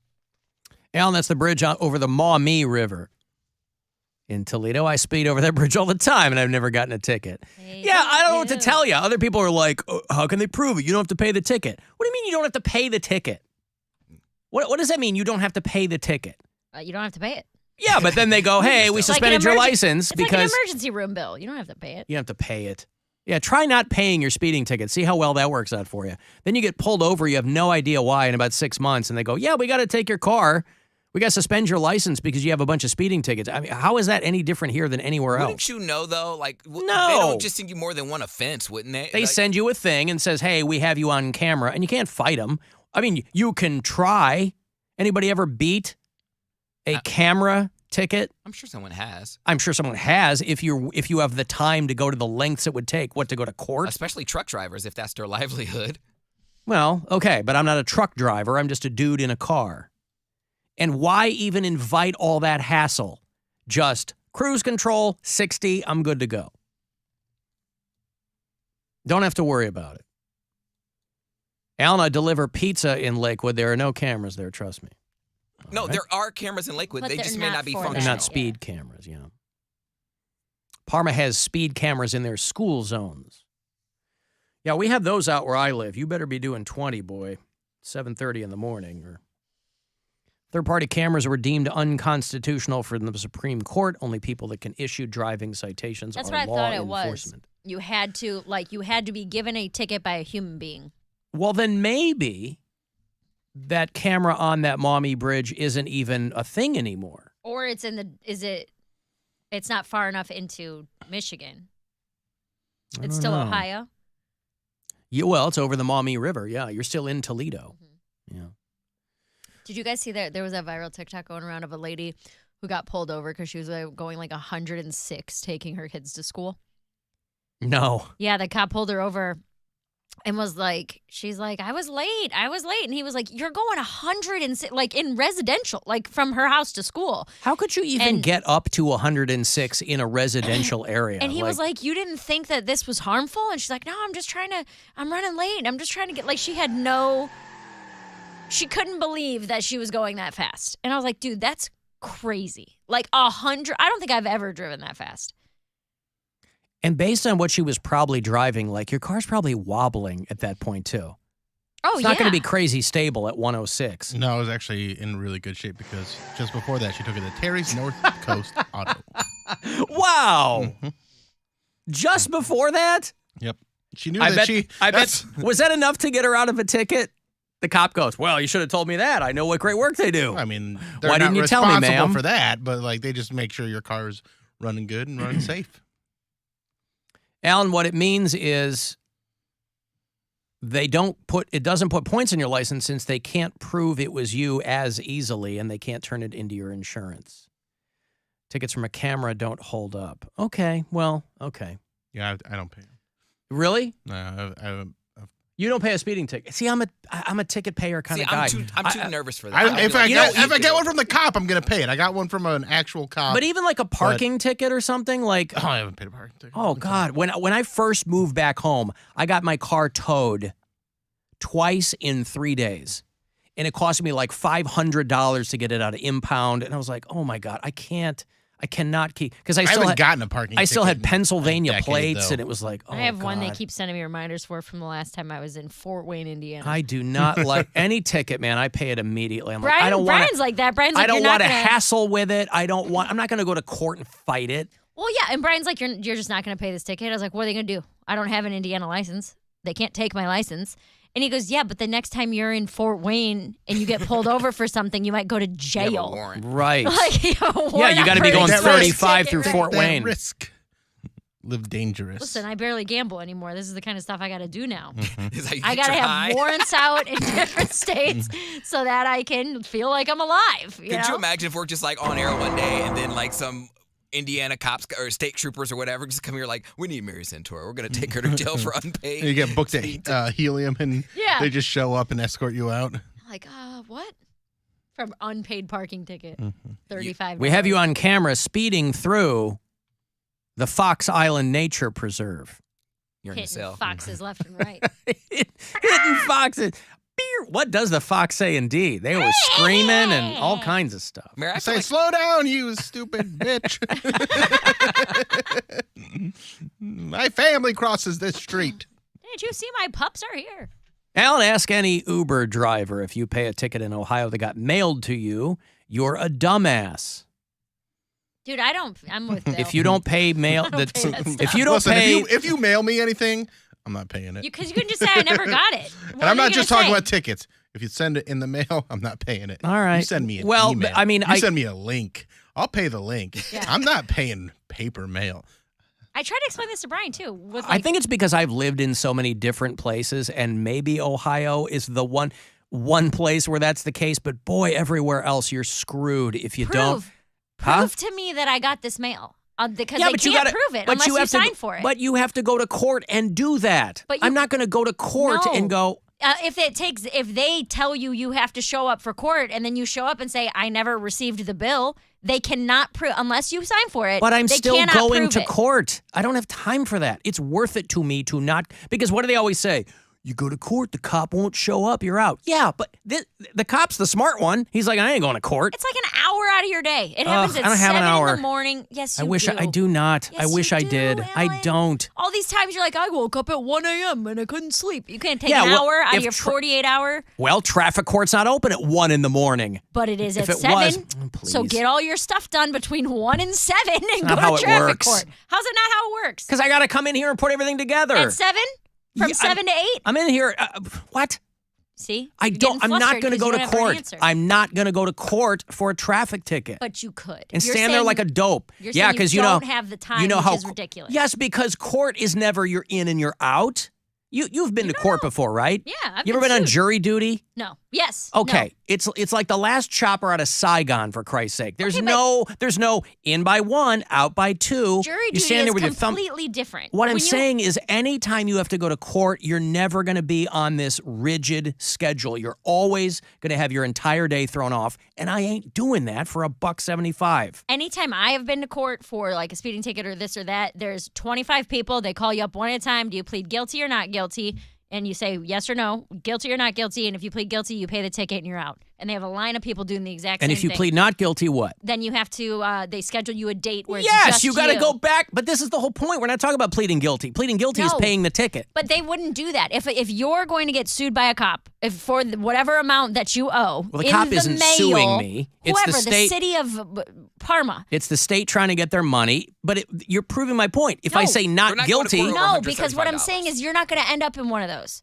You're going to end up with a scheduled court date for your case where you go in, you say, I never got the mail. They can't prove that you did, and the case is dismissed. but I'm still going to Oh court. my God. Well, And my whole point is that you're not that busy. But I don't want to go to court for a traffic ticket that I can afford. Okay. It must be nice to be a millionaire, is all I'm saying. My question is, I just have a quick question, and then I know we probably have to go to break. But if you have tickets that were unpaid and you don't know about it, you never received it in the mail, or you have a different mailing address, you moved, the only time you'll know if you got a ticket is when you go get your license, like when you go renew your license the next time? Or if you get pulled over for something. We'll say you don't get pulled over, but like how would I know? I think you can check on your registration. Like if you go on, I'm sure there's a way to check to see if you have any points on your license. There's a database. Yeah, I'm just telling you, over the course of my life, I've known people who've had their cars like impounded or their license suspended because they didn't pay their tickets.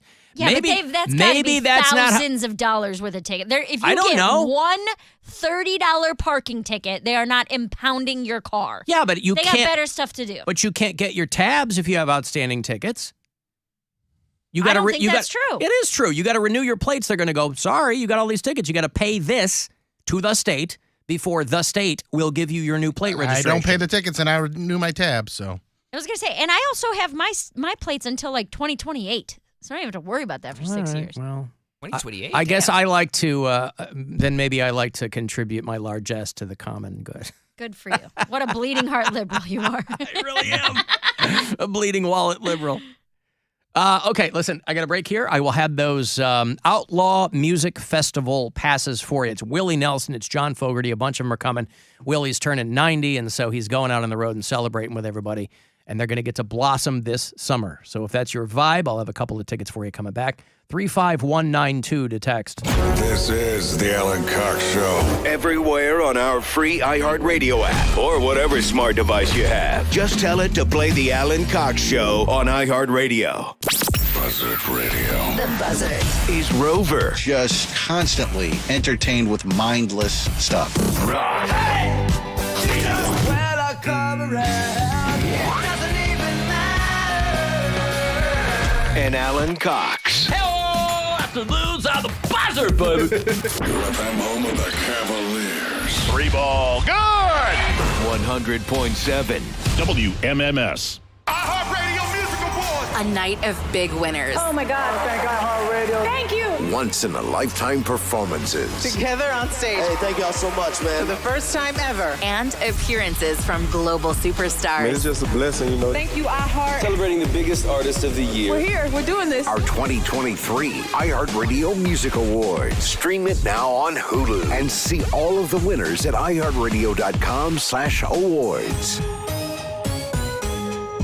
From the Mr. Hero Taste You Crave Weather Center, WMMS Weather. Tonight we'll have snow showers mixing with rain, then gradually ending. Overnight low 25. Tomorrow, sunshine, high of 45. Friday, showers, breezy, high in the upper 50s. This report is sponsored by Dunkin'. At Dunkin', get the $1 donut, the $2 stuffed bagel minis, or the $3 sausage, egg, and cheese sandwich. $3 offer available on sausage, egg, and cheese sandwich only. Excludes specialty donuts and fancies. Offer valid on medium or larger coffee. Price and participation may vary. Limited time offer. Terms apply. Universal Windows Direct. Woo! The madness of March has made it back to Nissan in North Olmsted and I-90 Nissan. It's Mike. Buy, slam it, jam it, D'Amato here, bringing the excitement from the hardwood floors to our showroom floors. It's our tournament of savings. Just pick any of our sweet 16 Nissan models with slam dunk deals. In the first round, just ask our Duke Good Deals deal. I can't dunk a donut, Belza? He'll provide you an assist, score a basket of bargains in every single bracket. In the second round, hold on to your Buckeyes as we drop APRs as low as 0%. That's almost like free money. What other dealer has the Gonzagas to do that? And if some other dealer somewhere else is hard pressing you, forcing you to turn the ball over, tell them to stop, put your hand up, and do what Jimmy D always did best. Slap a T and throw him to the showers. Only at Nissan in North Olmsted and I-90 Nissan. Cause the deals are so good. Come catch the Final Four at BigNissan.com. Hey, it's Pound Cake, but my friends now call me Beefcake ever since I've started my journey at Orange Theory Fitness. I've been going all out, and I'm just getting started. All I have to do is show up for myself, and the amazing coaches do the rest. With a different science-backed workout every day, I'm always excited to show up in studio. The best time to be new at Orange Theory Fitness is now. Your first class is free, and you get a one-on-one consultation with a certified coach.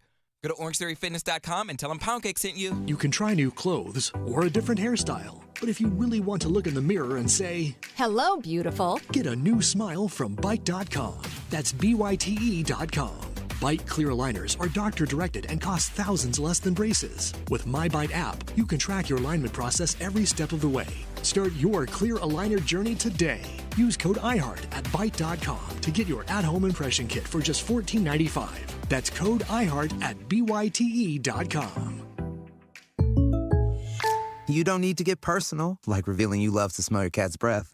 To get the State Farm Personal Price Plan, just call or go to statefarm.com for a quote. Like a good neighbor, State Farm is there. Prices vary by state. Options selected by customer. Availability and eligibility may vary. The LASIK Vision Institute wants to know, what big expenses do you have coming up? The mechanic said I really need new tires. Our water heater busted. Cooper has to have surgery.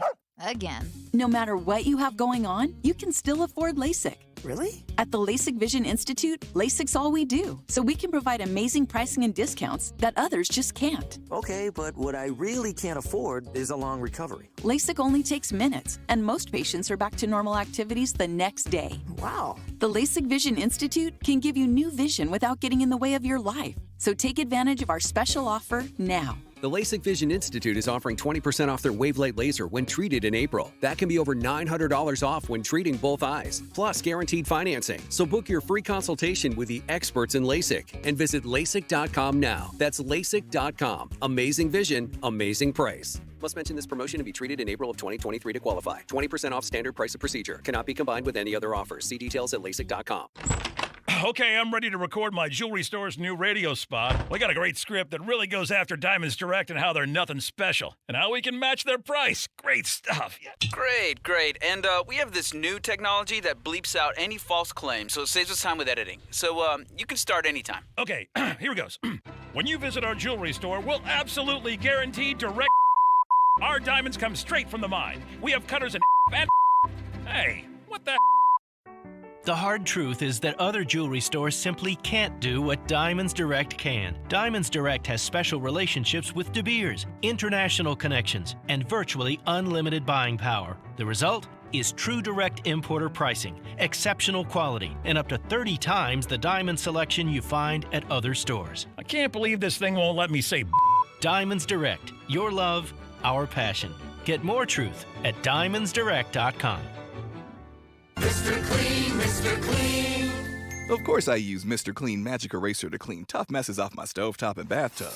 But then I discovered I can also use it to easily clean my patio furniture and even my shoes. I'm hooked. And when wipes won't cut it, I use Magic Eraser Sheets. They're thin and flexible erasers, perfect for everyday messes, like gunk on my counters and sinks. They really are magical. The reviews are in. Mr. Clean Magic Eraser and Sheets make cleaning look easy. Welcome to BreezeLine, where you'll say ta-ta, T-Mobile, because we've got more reliable home internet that's a whole lot faster. In fact, 10 times faster? No, seriously, because we have real internet backed by our fiber-powered network, and T-Mobile, well, they just have a 5G cellular network. So act now to get superior home internet. Find your perfect speed with prices starting at $19.99 a month for 24 months. Terms and conditions apply. Go to breezeline.com to learn more. Natalia, solid dismount, but that little pause is a deduction. Top tumblers hope to stick the landing with Coach Jasmine. That aerial sequence still needs work. She needs more certified athletic trainers to find her balance. Focus. I'm going to need you for the all-around. Wait, who's spotting the vault? Indeed can help her hire great people fast. I need Indeed. Indeed you do. We instantly connect you with quality candidates whose resumes on Indeed match your job description. Visit Indeed.com/credit and get $75 towards your first sponsored job. Terms and conditions apply. Every March, Jersey Mike's turns money from subs into charitable donations. And March 29th is Jersey Mike's annual Day of Giving, where 100% of sales are donated to local charities. And to kick off all that giving, Peter gave me an apron. I'm honored. Looking good, Danny. We've got subs to make, though. Yeah. Now I know why you gave me the apron. Yeah. Join us this Wednesday for Jersey Mike's Day of Giving. Be a sub above. Hop on over to Meijer for a happy Easter. We're serving up low prices on Easter favorites, like Meijer's Spiral Sliced Ham for just 99 cents per pound. Limit 1. Find all your fresh sides for less. Plus rolls and desserts in the Meijer Bakery. Plus, find more in one stop, like sweet deals on treats and toys. This week, earn 3,000 points for every $30 you spend on toys with M-Perks. Shop the same low in-store prices online and get more for your money at Meijer. Exclusions apply. See all the deals in the Meijer app. Safe Auto Insurance is for uncompromisers. Like Matt. When his old car insurance got so expensive, do you think he walked until his sneakers wore out? No, because he found savings with Safe Auto so he could drive instead of compromise. With savings of up to 25% on state minimum coverage, you too can stop compromising and keep driving. Get a free quote today. Savings vary, terms apply. Safe Auto Group Agency, Inc. Score big with a winning deal at the Ken Ganley Auto Group. Number 1 in Ohio with over 6,000 new and used, including Toyota, Honda, Chevy, Ford, Hyundai, Chrysler, Dodge, Jeep, Ram, and Alfa Romeo. We've got BMW, Fiat, Mercedes-Benz, Maserati, Lincoln, and Cadillac. Or choose Nissan, Buick, GMC, Subaru, Volkswagen, or Kia. Online at KenGanleyAuto.com. Tell them McKinsey sent you. Ken Ganley, we drive Ohio. For more information about contests on WMMS, go to WMMS.com/rules. Traffic. From the Elk and Elk Traffic Center, Elk and Elk has won over $1 billion for their injured clients. Call 1-800-ELK-OHIO. Rain showers, reducing visibility, road spray for motorists to deal with right now. A ladder on the roadway has just been moved by police from the high-speed lane to the right berm. On 480 West near Ridge Road, traffic is heavy on the approach there. Heavy traffic on the inbound East Shoreway, East 55 around Dead Man's Curve, passing Carnegie. And in Geauga County, fallen power cables reported at Auburn Road and Bell. Jackie Roberts in the Traffic Center. This report is sponsored by eBay Motors. You do anything to keep your vehicle happy. Let's make sure it stays running smoothly. With eBay Guaranteed Fit, the right parts are just a click away. When you see the green check, you know that part will fit. Get the right parts at the right price. ebaymotors.com. Let's ride. Eligible items only. Exclusions apply. Only iHeartRadio gives you access to all of your favorite radio stations. It's Elliot in the morning. Rover's Morning Glory. Booker and Stryker. All of the once-in-a-lifetime events. Alter Ego, are you ready? All of the best free curated playlists. Nobody does it better. All of the great podcasts for every interest. Hey guys, this is Freddie Prinze Jr. from the Wrestling with Freddie podcast. All of the mind-blowing contests. $20,000. Awesome. All of your favorite superstars. We're the Red Hot Chili Peppers. And best of all, it doesn't cost a thing. Download the absolutely free iHeartRadio app now. This is The Buzzard. From the Claiborne Ford Lincoln Studios, serving Northeast Ohio since 1973. Time to give stuff away. Time to give stuff away. Time to give stuff away. All right, Willie Nelson and the family are going out on the Outlaw Music Festival. It's kind of a rotating cast of characters. Robert Plant and Allison Krauss are doing some of the dates. Avett Brothers are in some cities here in Cleveland. We'll get Willie Nelson and John Fogerty, Kathleen Edwards, a Particle Kid, and I think a couple of more in there too. It's all going to go down Friday, August the 11th, out at Blossom. LiveNation.com will have anything I might have left out. But it should be a good time. If that's your vibe, 2 tickets for you if you're caller 10 for the Outlaw Music Festival. Good luck. 216-578-1007 or 800-348-1007. The Alan Cox Show. Podcast anytime on our iHeartRadio app. Ooh, what's a podcast? Like a TV show, but without the pictures. Baby, that's called radio. What you're describing is radio. And live on the radio weekday afternoons. On 100.7 WMMS.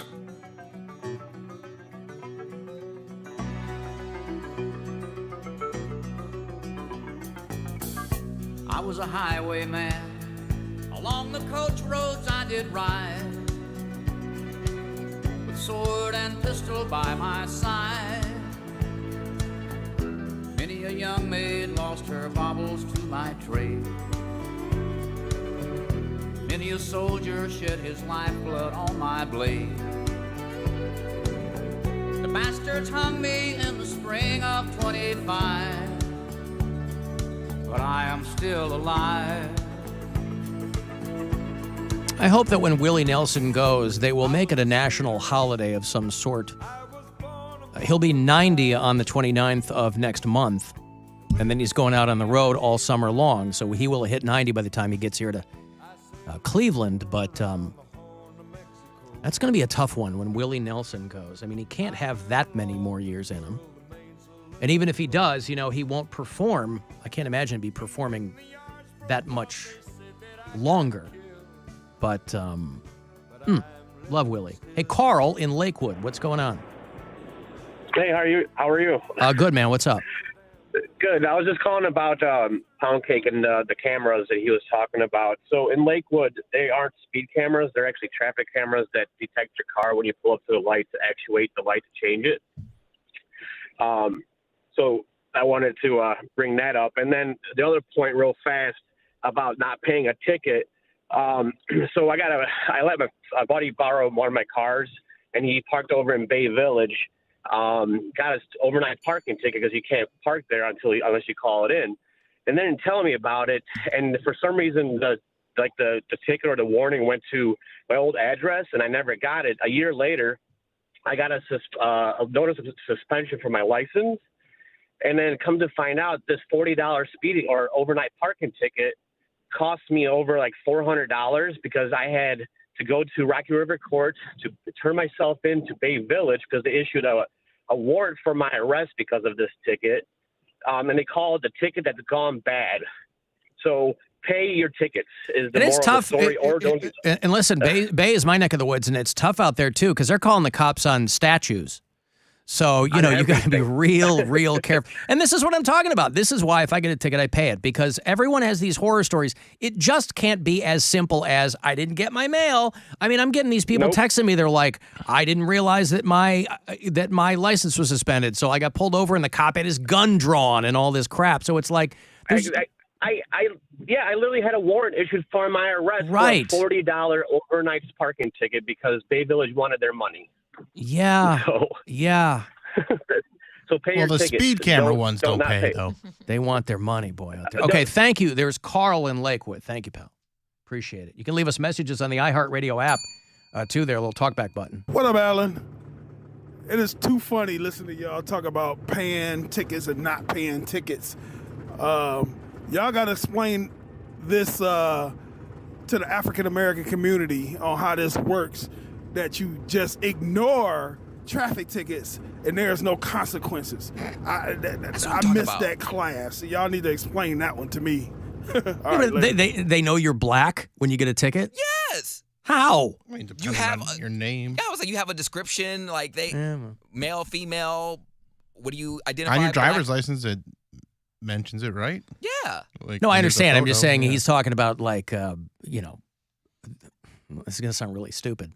When it comes to parking or speeding tickets, I can't imagine you're going to be treated differently as a black driver than a white driver. I think they absolutely will. This is not a pullover situation. I'm talking about like you get a ticket in the mail, they go, hey, gotcha.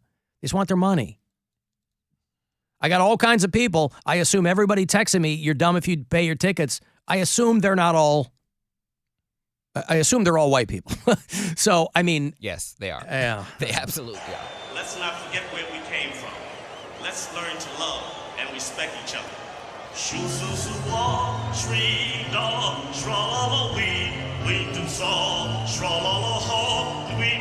Can't we take our cues from Shuby Taylor, the human horn, and just lift every voice and sing Gesundheit? Hey, you.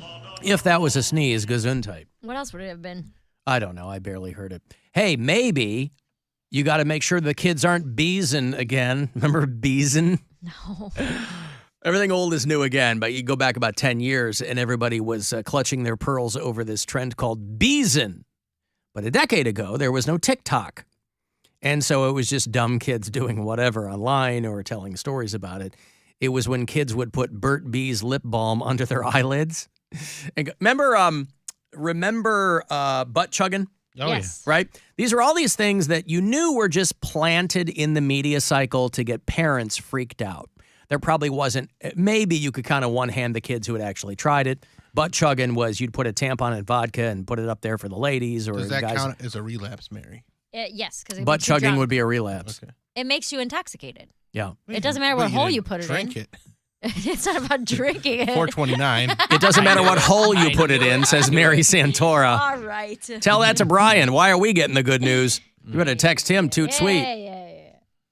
No, Beezin about 10 years back was these kids were like, you got the Burt's Bees peppermint lip balm and you put it under your eyelids and it gets you high. Or it's like, if you're drunk, it's even better, helps you stay awake. If well, this is back again because everything old is new again. And on TikTok, it just gets amplified. And so doctors have to go, hey, don't do this. Please don't put chapstick in your eyes. You don't know what's going to happen. The peppermint oil in the lip balm is a very strong irritant and can cause inflammation in the eye, redness of the eye, swelling. Yes, redness of the eye and swelling and all kinds of things. Oh, the peppermint oil, you kids are beesing again. Now, if you butt chug the bees, it causes brownness of the eye. Bill Squire at the Funny Stop in Cuyahoga Falls, You're damn Friday right. and Saturday. Get your tickets, funnystop.com. There you go. That's right. Well, they can't do any, from what I've been reading, they can't do any butt chugging in Idaho because Butts are illegal. Free tampons in schools are too woke. And so the state of Idaho will not give girls free tampons in school. Because they say that, what's next? This is up to the girls to provide their own tampons. Again, a lot of dudes who I'm sure are really, really down and well-versed in the goings-on of being a female. But the state legislature there said, no, we're not going to do that. Because, like right-wingers in any kind of government, to them, a vagina is an inherently dirty object. Duh. It's a sexual object. You cannot separate it from its use in dirty, filthy sex. And since tampons are used in vaginas, therefore, tampons are inherently dirty and filthy and sexual. And since sex is inappropriate in schools, therefore, tampons are inappropriate in schools. As to these people, that is a sexual object. And if girls are focused on their vaginas during that time of the month, they are thinking dirty sex thoughts that are wrong. And of course, good little girls don't ever think about those sorts of things, and anyone who does is bad. That's what you have to know about right-wing legislatures. Well, it is an inherently dirty, filthy part of your body, and frankly, we're not going to subsidize it. I just don't know when we're going to stop coddling these dolts in these states like Idaho. Oh, there's a lot of dolts that support them. Holy Christ. When I was 14, I got my period. I used a tampon, and I got grounded because my mom said I was no longer a virgin because my hymen was not intact. I had had sex. But your mom's another one of these Jesus freaks. Right. So what I'm saying is that I scientifically, is she wrong? No. What? No, she's wrong. She's But wrong. my hymen was not intact, and that's what makes you a virgin, right? No. A penis going into your body is what makes you not a virgin. I don't know. Girls who say, I only do... That's what they say? It's the same Jesus-y girls who go, I'm still a virgin because I only do butt stuff. Well, your vagina's a virgin. Penetration. Yeah, okay. Penetration by yeah, it's a distinction penis. without a difference. If that's the semantic argument that you're going to try to make. All I'm saying is these dirty Idaho sluts putting tampons where they don't belong, like their vaginas, thinking about sex all day. It's just for the protection of the children, Alan. We have a lot of bureau chiefs in the great state of Idaho, and I just can't feel worse for the people who, we've got Quinton in Post Falls, we have Taylor in Rexburg, we have women bureau chiefs all throughout the state, and boy, you thought Ohio was wild. You watch what they're doing in Idaho and Utah. Idaho, by the way, is also passing a law that will let students sue for emotional harm if they see a trans kid in the restroom. So, by the way, you want to talk about not reading the room, because it's always the parents, it's always grown-ups who have really no dog in the fight, who are always flipping out over this kind of stuff. The kids never are. The kids are of that generation who are much more suited to dealing with these kinds of things, with these progressions and changes in culture. It's always the parents who are screaming about it. There isn't student one who would sue for emotional harm if they saw one of their friends who was a trans student in the restroom. I just think back to my so-called life where, was it Ricky? He was like the gay student, and he would always go to the bathroom with the girls, and he wasn't even trans, but nobody cared. Why? Because he was gay? Yeah, because he's gay. So, like, yeah, come go to the bathroom with us. That was 25 years ago. Mm-hmm. Hey, Victoria, hello. Hi. I'm going to change the conversation back around to getting arrested for tickets. But I was once threatened with arrest for abandonment of a corpse. Of a corpse? Of a corpse, yes. Yeah. My brother was, I was contacted. My brother lives in California, and he was very ill. And they wanted to know if he wanted to be resuscitated, all that stuff, and took care of that. So when he passed, they called me, and they told me because he was indigent, the state of California would take care of the burial, whatever we wanted done. And then when he did pass, they found out, that they had changed that because of COVID. They had too many bodies. They weren't paying for it. But he had already been shipped to a funeral home. The funeral home contacted me, wanted payment. And I said, I'm not responsible for his bills. And back and forth. And they finally said, well, we'll have to ship the body back to the sheriff's department then, and they will issue a warrant for your arrest. And I was dumbfounded by the whole thing. So how did that situation pan out? Oh, there was nothing. I mean, I'm not responsible for my brothers. They just wanted paid. But when they said it, I said, for what? And they said abandonment of a corpse. I started laughing, and then I said, please, somebody come arrest me. I could use a vacation. I'd love it. Thank you. Yeah, I guess on the spot they'll try to come up with something. But right. Abandonment of a corpse, Abandonment of a corpse. And it's like, my brother just died, okay? And now, you're threatening me with arrest. It was pretty amazing.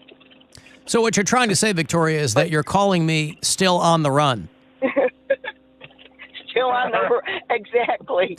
Well, then that day I had a bunch of errands to run, and I'm thinking, if this is true, because I'm thinking, I got no plans to be in California, not worried. But I'm thinking, they could just call Summit County and say, go get her. And I fully expected some sheriff's deputies to be at my door when I got back home, but no, nothing ever came of it. You live to tell the tale. There's such I live to tell the tale. Right. Yes. Okay. Thank you, Victoria. I'm glad you made it through there. This last song is the story about the first American woman to ever go to space, Sally Ride. Remember when NASA sent a woman to space for only 6 days, and they gave her 100 tampons. 100 tampons.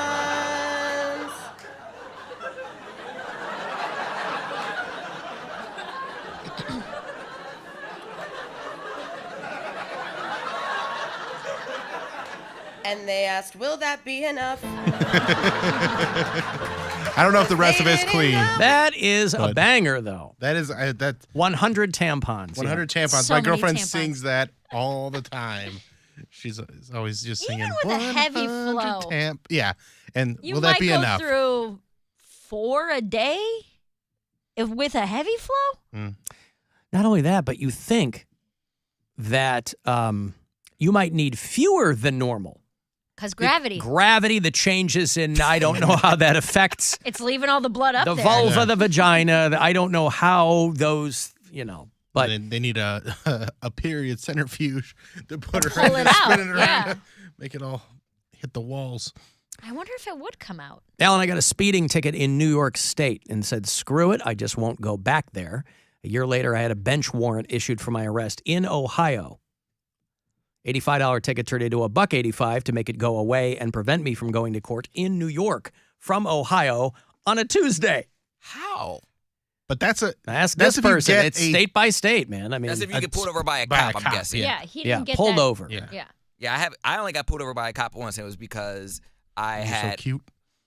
No. How you doing? Just saying hi. It was in my Milan, and I had an out headlight, and then I had my license plate. It wasn't mounted on the front. And then a month later, They discontinued that law. So I didn't have to have my license plate mounted on the front. I didn't have to have a front license plate at all. And that was like a $200 something ticket. That was the only thing I ever got. It certainly wasn't for speeding. Yeah, if a cop gives you a ticket, you got to do something about it. Yeah, I paid it right away. I was If scared. you get mailed a ticket, that's what we're talking about. Alan, Hymens aren't even a universal thing. Plenty of them don't have them in the first place, and they're often broken during childhood by falls or other injuries. That's what they want you to believe. Alan, you say tampons, but I'm pretty sure you mean the proper term Lucifer's cotton. Hail Satan! Hail Satan! Ah, that's great. Lucifer's cotton. Up there smoking the devil's lettuce. That's what they want you to think. Heavy Flow is my favorite roller derby player. Yeah, I think the Burning River Roller Girls have got a Heavy Flow over there, right? I think so. I got a break. Hey, want to go see The Offspring? They've announced a summer tour with Sum 41. Who's left in that band? And who's the other one? Not Sick of It All. Who's the other? Simple Plan. Simple Plan. Sum 41 and Offspring. Let the Bad Times Roll is the tour. They'll play Blossom this summer. If you dig any of them, I'll have tickets for you coming back. The Alan Cox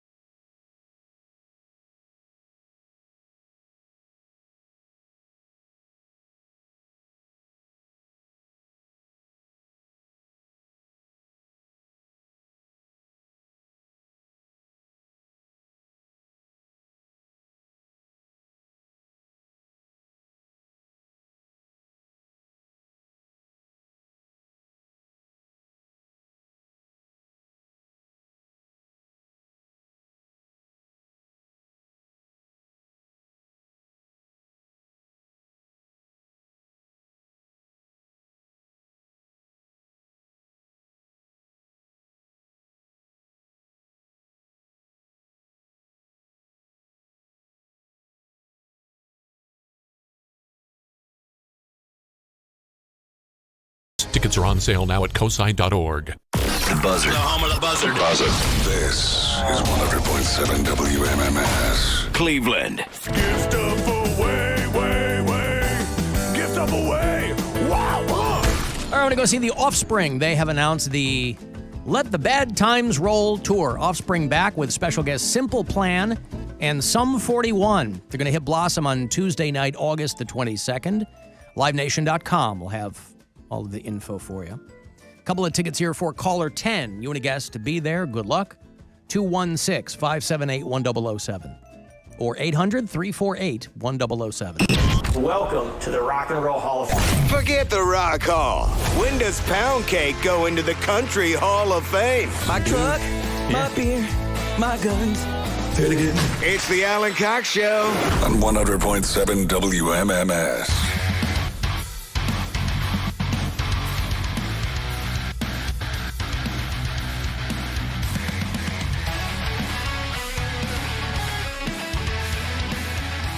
$35192. Want to send me a text. AlanCoxShow.com is where you can watch live. Thanks again to Birchibald Buttwagon for helping out back there in the video department. Old Birchie Butt W. What is it? Birchie Butt W? Yeah. That's what his friends call him. Yeah, you can't fight a good nickname. Cavs lose in Atlanta last night by 2, 120-118. Donovan Mitchell has a big night, though. He hits his 10,000th point. If only he hadn't stopped there. Cavs are back here at home on Friday to play the Knicks, and then they'll stick around, play the Pacers on Sunday, and then the last few games of the regular season. The regular baseball season begins tomorrow with the Guardians doing their first 4 in Seattle against the Mariners, West Coast time, so it's a late one tomorrow night. Guardian season will kick off at 10:10 here on MMS. And then Friday the 7th will be Guardians' home opening day, and they will play the Mariners there too. That's 4:05, 4:10, somewhere around there. We will be live from the Corner Bar at Progressive Field for the Guardians' home opener, so if you are in the park, make sure you come by and say hello. I don't know when we're going to be starting. I don't think the park even opens till like 2. Yeah. So it's going to be a lot of us dicking around before people show up. But come by and say hi once those gates do open. For the Guardians' home opener. Did you see, speaking of viral TikToks, did you see the gross wedding vows that the guy wrote for his wife? Like sexual? Oh, yeah. Oh, no. Oh, yeah. I love it. Is she standing there laughing the whole time? So, but... Did they see? This is so uncomfortable when people do stuff like this, man. Well, it's like, gross. And you know what makes it worse? I'm burying the lead here. His mom is officiating the wedding. That's what I mean. It's like you have old-ass great aunts and a flower girl, and like, I think if you have an adults-only wedding that is just friends, sure, go ahead, make some sex jokes. That might be your Meemaw's there? Well, I don't know who's at the wedding. You hear people laughing, but it's almost like a nervous laughter, or I should say, you hear dudes laughing.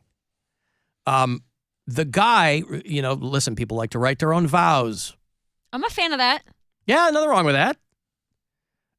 And that can take many, many different forms. So, I don't know anything about it other than someone filmed him reading his vows. He didn't film her. But his are enough. I would have liked to have heard the other half of this, what the girl said. But the mom's officiating. The guy is just reading these off a piece of paper. And this looks like maybe a late 30s, early 40s hipster couple. She's got like bright purple hair and kind of a traditional wedding dress or whatever. And he's just there with a soul patch. And so I don't really have much context for it. I don't know where this happened. They got about 18 million views on it, though. Only 2 things are required to keep me happy. Keep my belly full and my balls empty. Oh, my God. Okay, so... That's where we start? That's where we start. That's the first line of his wedding vows? Listen, in general, so far, I find nothing objectionable about that. He's not trying to keep his belly full with what's emptying out of his balls, is he? Yes. One to the other. Her job is to keep his belly full and his balls empty. Straight from the tap. Yeah. The old BFBE. Only 2 things are required to keep me happy. Keep my belly full and my balls empty. Though you're amazing at half of it, we really need to get you some cooking lessons. Oh my God. Even when my belly isn't full, there is no one I could ever love more in this lifetime, unless I actually get a chance to meet Margot Robbie. Since the beginning, I was always told, life gets even better when the kids fall asleep and you tell me to come to the bedroom. Nothing's better than the sound of gagging and headboard slamming. Oh my God! Yes, dude. since you're so... What? You got a problem with that? I guess at this point you know who you're marrying. Well, I was going to say, also, it sounds like they have kids, so they're probably people a bit, again, these are not, they don't look like 22-year-olds. They're like late 30s, early 40s, maybe. Everyone's in there like, hell yeah! And not only that, I would be so embarrassed. this guy's like fat, and here, let me show you a little bit of it. I would be so embarrassed if I got up, like, borderline call off the wedding. Well, they like, keep- if you did this in front of my family. But they keep cutting to her, and she's laughing. I don't know if she's laughing out of embarrassment or she doesn't look mad.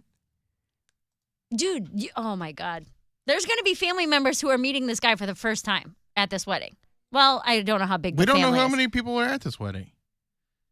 I mean, if it's just like them and some friends. That's what I'm saying. If it's these two and 20 same age group friends, but he said the mom is officiating. Well, I mean, she's a gross mom. Here, I'll show you some of it. It's outdoors. It's, you know, there's the guy, right? He's standard. in this lifetime, unless I actually get a chance to meet Margot Robbie. Since the beginning, I was always told, life gets even better when the kids fall asleep and you tell me to come to the bedroom. Nothing's better than the sound of gagging and headboard slamming. Michael. So there's the mom in the middle. She's like, Michael. That's what I'm saying. Dude. That's funny.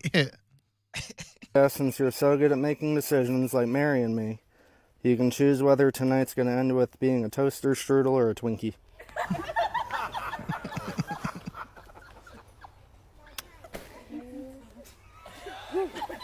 Alrighty. Being that I am his mom, I will deal with him later. He is grounded. He's grounded, everybody. So, yeah. Wow. Pretty slick. I would be so mad. I mean, even if you're both in on it, and it certainly seems like they both are, But that's your wedding video. that's what I mean. But that's Hey, memorable. kids. Yeah, that's memorable, all right. 18 million people saw that. It's pretty cringy, though, too. I mean, for like, that's your idea of like, ha, ha, ha. And I his mean, listen, it's delivery is trash. Dude, that's what I'm saying. where like, I have the That's problem. I mean, can we That, at like, least? Well, that's what I mean. I don't like, care what he says, but some like bumble mouth dummy Yeah. isn't even gonna like get it across the finish line because you know. But your mom is official, and again, you if you were able to see it there, you know they cut to the bride and she's laughing and whatever. So listen, she knows who the guy is, and I'm sure he told her ahead of time, "Hey, my vows are gonna be really gross." But what if he didn't? Is the vibe I'm getting is that he didn't. The wedding videographer who posted the clip asked the groom earlier in the day if there was anything he wanted to say on the video. And he said, I hope we have a lot of sex. Has this guy never been laid before? Like, this is the only woman who's ever slept with him? He doesn't look that atrocious. Like, Well, no, but he's like he's not like some shredded dude, you know. I mean, she's better looking than he is, and she's got that's usually the case. maybe. Well, especially on a wedding day, you know. Do you A think bride he is lost going to a look bet at or something. What's that? Do you think he lost a bet, I think or this she was did. like a dare? Well, that's for sure. But I'm saying like a dare at his bachelor party, or like, is there any chance that this is a joke? No, because the look on her face is like, oh, there's She's Frank laughing. being She is Frank. or- laughing, yeah. And even the mom, like she's like, I'm going to deal with him later, but she's laughing too. And some people have this kind of relationship with their family. Like She's they like, don't I know what a douchebag care. my son is. Right. Like my kids have come. That's funny to them. My kids are grown up now, and they come to my comedy shows from time to time, and they'll hear stuff, and they'll come up to me after the show, like, "Is that true?" And I'm like, "Yeah, that is because I'm not going to change my act because they're there. I mean, it's not a wedding, But that's what I'm saying. It's is not that a wedding. Not Yours is family a affair. Yours is a paid performance in a nightclub. Like, that's different. It is different, but I'm This also is saying at 11 a.m. This is in the daytime. They're getting ready to eat chicken or fish after this. I mean, Or he's that going to eat fish. old Yeah. Now, if they went all the way and instead of having a wedding cake, they have Twinkies or toaster strudels. See, now then if you're going to tie it in, but I don't think he's that clever. Oh, my God. So if Brian, these were the vows. I would be so upset with him. Like, to the point, I don't even know how I would react. I would be so mad. That's so embarrassing. And, dude, my family is so religious and, like, so conservative in matters of Yeah, but you sex know and that. Like, that you wouldn't even get remotely close to this. So what I'm saying, but if I didn't, I mean, I don't think you exchange your vows before the wedding. That's the whole point, is that they don't know what you're going to say. I would be absolutely appalled. But what if he did it, like the delivery was perfect and they were really funny? Like way more clever than these ones. And like it was legit like funny. If it was funny. Like it's really funny. It's still dirty, but it's really But it's funny, then I'm okay with it. But it's like really funny. If it's hilarious, It's sure. dirty. It's dirty, but funny offsets the dirty. This guy's got trash delivery. It's not that funny. It's not imaginative. And it's really gross. And the fact that his mom's standing right there and officiating it, that's... Ugh. Somebody texted me, speak now or forever hold your penis. Ugh. Oh, boy. Well, anyway, that's 18 million views on TikTok. Well, if you... Your okay. fault, Mary, for Yeah. not getting married and doing this for your vows. Although, yeah, I guess if you want to go viral and pay for your honeymoon, you know how religious your parents are. Yeah. If your girlfriend got up, I can't even say the things that I almost just said. I can't say the things on air. And she was just like, I love every night when we're banging our heads against the headboard and your Mormon parents. When I spread cheeks. Makes it even funnier. I don't think so. You're I asking don't the- think that in the No, moment you because would here's feel the that way. difference. I don't think you would feel that You're way. asking the wrong guy with here's, Bill. Here's though. the difference between, like, I don't care when my parents are offended by, like, they know who I am. I've talked about it. In your So wedding vows. This isn't a comedy my show. second wedding. It doesn't, it doesn't count, Mom. Yeah. They just want me to be happy. And that's the thing. Like, I don't care how they react to things. I talk about so much stuff. I Not know even they hear how about they react. It doesn't I don't- embarrass you to know, No. like, hey, my family's pretty conservative. Could you not? No, because I think them being conservative is embarrassing. I don't mean conservative in the views of, like, politics. I mean they're conservative people when it comes to sex. Well, it's all the same and- thing. I also think That's all the that's same thing. embarrassing. You think it's embarrassing? Yes, they are embarrassing. I don't think so. I don't know your Well, no. parents. It's this simple. You either are this kind of person or you're not. And you know if your family is. And you right, know and if they the might all crowd... be on board, but it doesn't seem like he's getting howling laughter. Well, no, it's super cringy. I mean, objectively cringy. But again, 18 million people on TikTok were like, that's what bums me out. People are like, this is hilarious. I don't. I'm playing it for you because I know there are people in this audience who think it's hilarious. I don't think it's I don't think it's hilarious, but it's kind of funny. I'll give it a kind of funny. It's more Only awkward to two me. things are required to keep me happy: keep my belly full. I mean, first of all, the guy sounds like a heart monitor. That's I mean, what I he's like, mean. the That's- only things that, I mean, put The some showbiz delivery's into it, homie. awful. If you're going to write this, Like if he you did put it some like, showbiz into if it. he did it way more sincere and like had rehearsed it Yeah. to a point where he's like, there's only two things in this world that I need to be happy. Right. My There's belly no to be showmanship. full and my balls to be empty. Oh. Yeah. See, now I want Bill to get married again. Mm-hmm. Only two things are required to Not the keep only me one. happy: keep my belly full and my balls empty. So you're amazing at half of it. We really need to get you some cooking lessons. Even when my belly isn't full, there is no one I could ever love more in this lifetime, unless I actually get a chance to meet Margot Robbie. And that right there. I mean, By the way, his wife couldn't look less like Margot Robbie. So it's not like the guy has a type.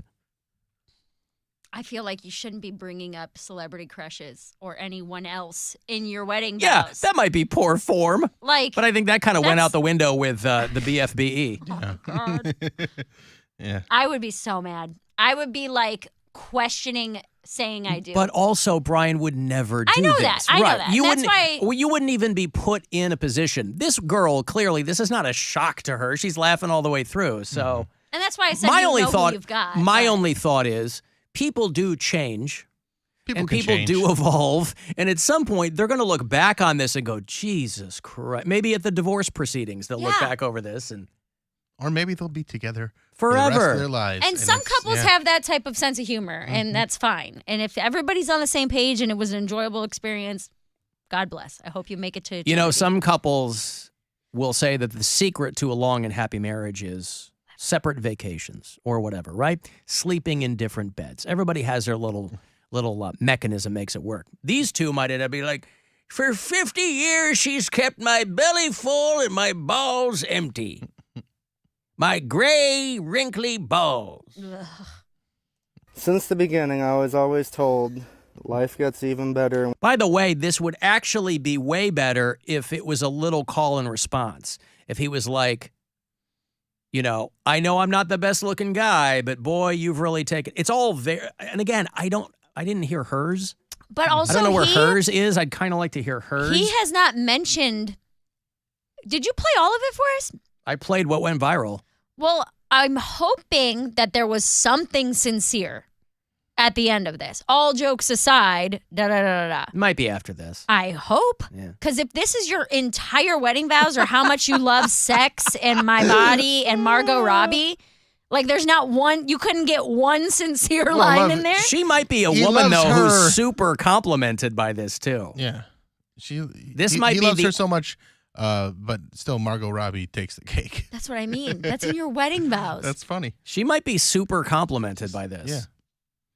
You know, there are women who it's like a massive point of pride that they always have dinner ready and I always take care of my man. So that might be this situation. I mean, we're only looking at it from the one side.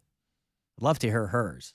Maybe hers is floating out there somewhere. Life gets even better when the kids fall asleep and you tell me to come to the bedroom. Nothing's better than the sound of gagging and headboard slamming. Michael. P.S. since I you're do so love good the at mom. Go on. She Michael. like, come on, dude. Like, say anything. P.S. That means the end. Like he's writing it like a letter. P.S. Postscript. He's not a great writer. I will say that. I think the fact that he is reading it like it with no showmanship is. You think that's is what funny? make it go, yeah, that's what makes it go viral. He 'cause should he's have. like, He might as well have started this with "To whom it may concern." Well, not only that, it's so dumb. How could you not do this off the cuff? He had to write this down so he wouldn't forget it. I need my script. And he didn't rehearse it at all. Was it belly full, balls empty, or the other way around? Okay, I'm gonna need a pen. He's just crumpling up pieces of paper. P.S. since you're so good at making decisions like marrying me, you can choose whether tonight's going to end with being a toaster strudel or a Twinkie. That's it. That's the whole thing. He said P.S. That was his entire vow. I would be so mad. P.S. Which would you choose? Toaster strudel or Twinkie? Toaster strudel. Interesting. What do you mean, I'm already pound cake back here? full of the hot raspberry jelly. No more room in there. So you would do this. Shut up. You would do this. I would never do this. Oh, guys. Stand in the middle of the road and take me now. Raspberry jelly. Oh, boy. 100 tampons. Not enough. Not even close. Anyway, hers might be out there somewhere. but, God, I wouldn't hope. Maybe hers are just as gross. Mike from Parma suggests that maybe her love language is monotone dirty talk. Oh, yeah. Do you like that? Oh, Alan, the baby, whole oh, BFBE baby. thing is a meme. It's been around for years. It's not even original. No, I'm not getting anything original off this guy. It's just. Oh, no, I found her vows. Huh? Her vows. I'm sending them to you right now. Oh, yeah? Yeah. Can I air them? I don't know. I Okay. have my sound off, but the guy posted, the same videographer said, you all asked for it. Here's her vows. I'll send it to you. Does it need to be in an email or a text so message? it's like a thing. They probably made funny vows Email. and then real vows Yeah, dude, that's, just to go viral. like I said, I don't have my sound on, so I have no idea if this is. Well, you know what? I will listen to it in the break. Okay. And then we'll come back and we'll figure it out. You want more Jenna before I go to a break? Sure. Okay. It's time for Sweet Nothings with Jenna from Poland. You know, I think your guys' show is like really boring. Okay, whatever, bye. This has been Sweet nothings. You know what I say to that? With Jenna from You know what I say to that, Jenna? Yeah. Oh my God, could we have lost Jenna? Oh no, she wants to shoot Amy. She's mad she's not queer. All of the Jenna that we've had so far, she finds the show boring. Oh no. Well, once we've lost Jenna, who knows where we're. Yeah, there she is. 6 of those just today. That would be me at the altar. Yeah. Mary, my belly full, my balls empty. And he said you're so good at decision making, like marrying marrying me. Well, maybe they're cousins. Maybe it's a familial thing. Who knows? All right, sorry, Jenna. I got to take a break. If you want to send a text, 35192, and we'll be back. From the Universal Windows Direct Weather Center, WMMS Weather.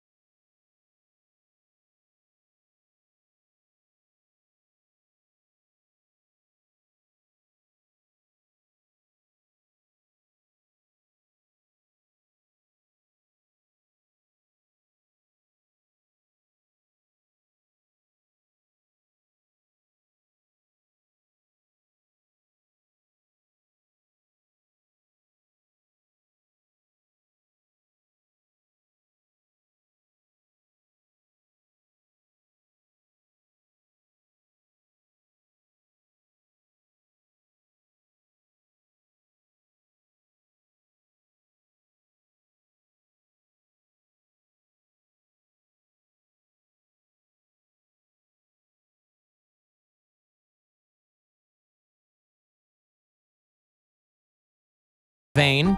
They're going to play Blossom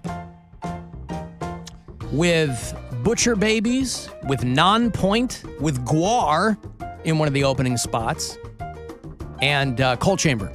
The Psychotherapy Sessions Tour with Mudvayne as your headliner. It's going to all happen Friday, August 4th out at Blossom, part of the Minutemen Concert Series. Go to livenation.com for any and all details. Caller 10, these are yours. Good luck. 2 for Mudvayne and company. 216-578-1007 or 800-348-1007. 7 out of 10 listeners agree. On what? We have no idea. This is the Alan Cox Show on 100.7 WMMS.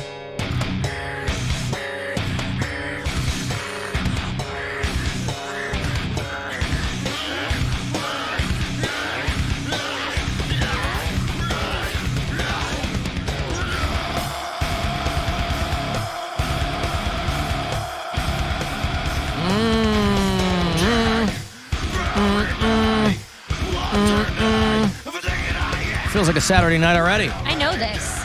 Yeah, Brian's probably in a Mudvayne. Oh, is that what this is? Oh, yeah. It's like, I've definitely heard this before. Dig was like the first big song and video they had, and, they broke out of Peoria. Would you rather Brian do funny, dirty, sexy vows or sing the vows like a metal guy? At least this is like not offensive. I mean, it's offensive to my ears, but it's who Brian is as a person. Yeah. If he, you know what I mean? Like, that's representative. Yeah. Maybe that was representative of who he is, but. I really think it was representative. Ugh. We got the Pound Cake Sports Break here a few minutes away. Will you hear Mudvayne on Saturday night? I don't know yet. I'm just locking down the playlist. I'm putting everything in where it's going to be. Saturday night, our brand new metal show is called 2 Hours to Midnight. It is every Saturday night at 10 o'clock. You can find our past playlists at WMMS.com or on the 2 Hours to Midnight Facebook page. This Saturday night, there's going to be, what am I going to play? I'm going to play Crowbar. I'm going to play Heathen. Local music from Dreamwalker and A Sense of Purpose. I think 2 bands are going to be playing together very soon. And then your requests, too. So it's me, Corey Roddick, Pat Butler, week to week, all throwing in stuff we want to hear and play for you. And then your suggestions, a lot of local bands hitting me up. Feel free to do that. Just send me something I can air, something clean. A lot of expletives in metal, as there should be. But you got to send me something clean.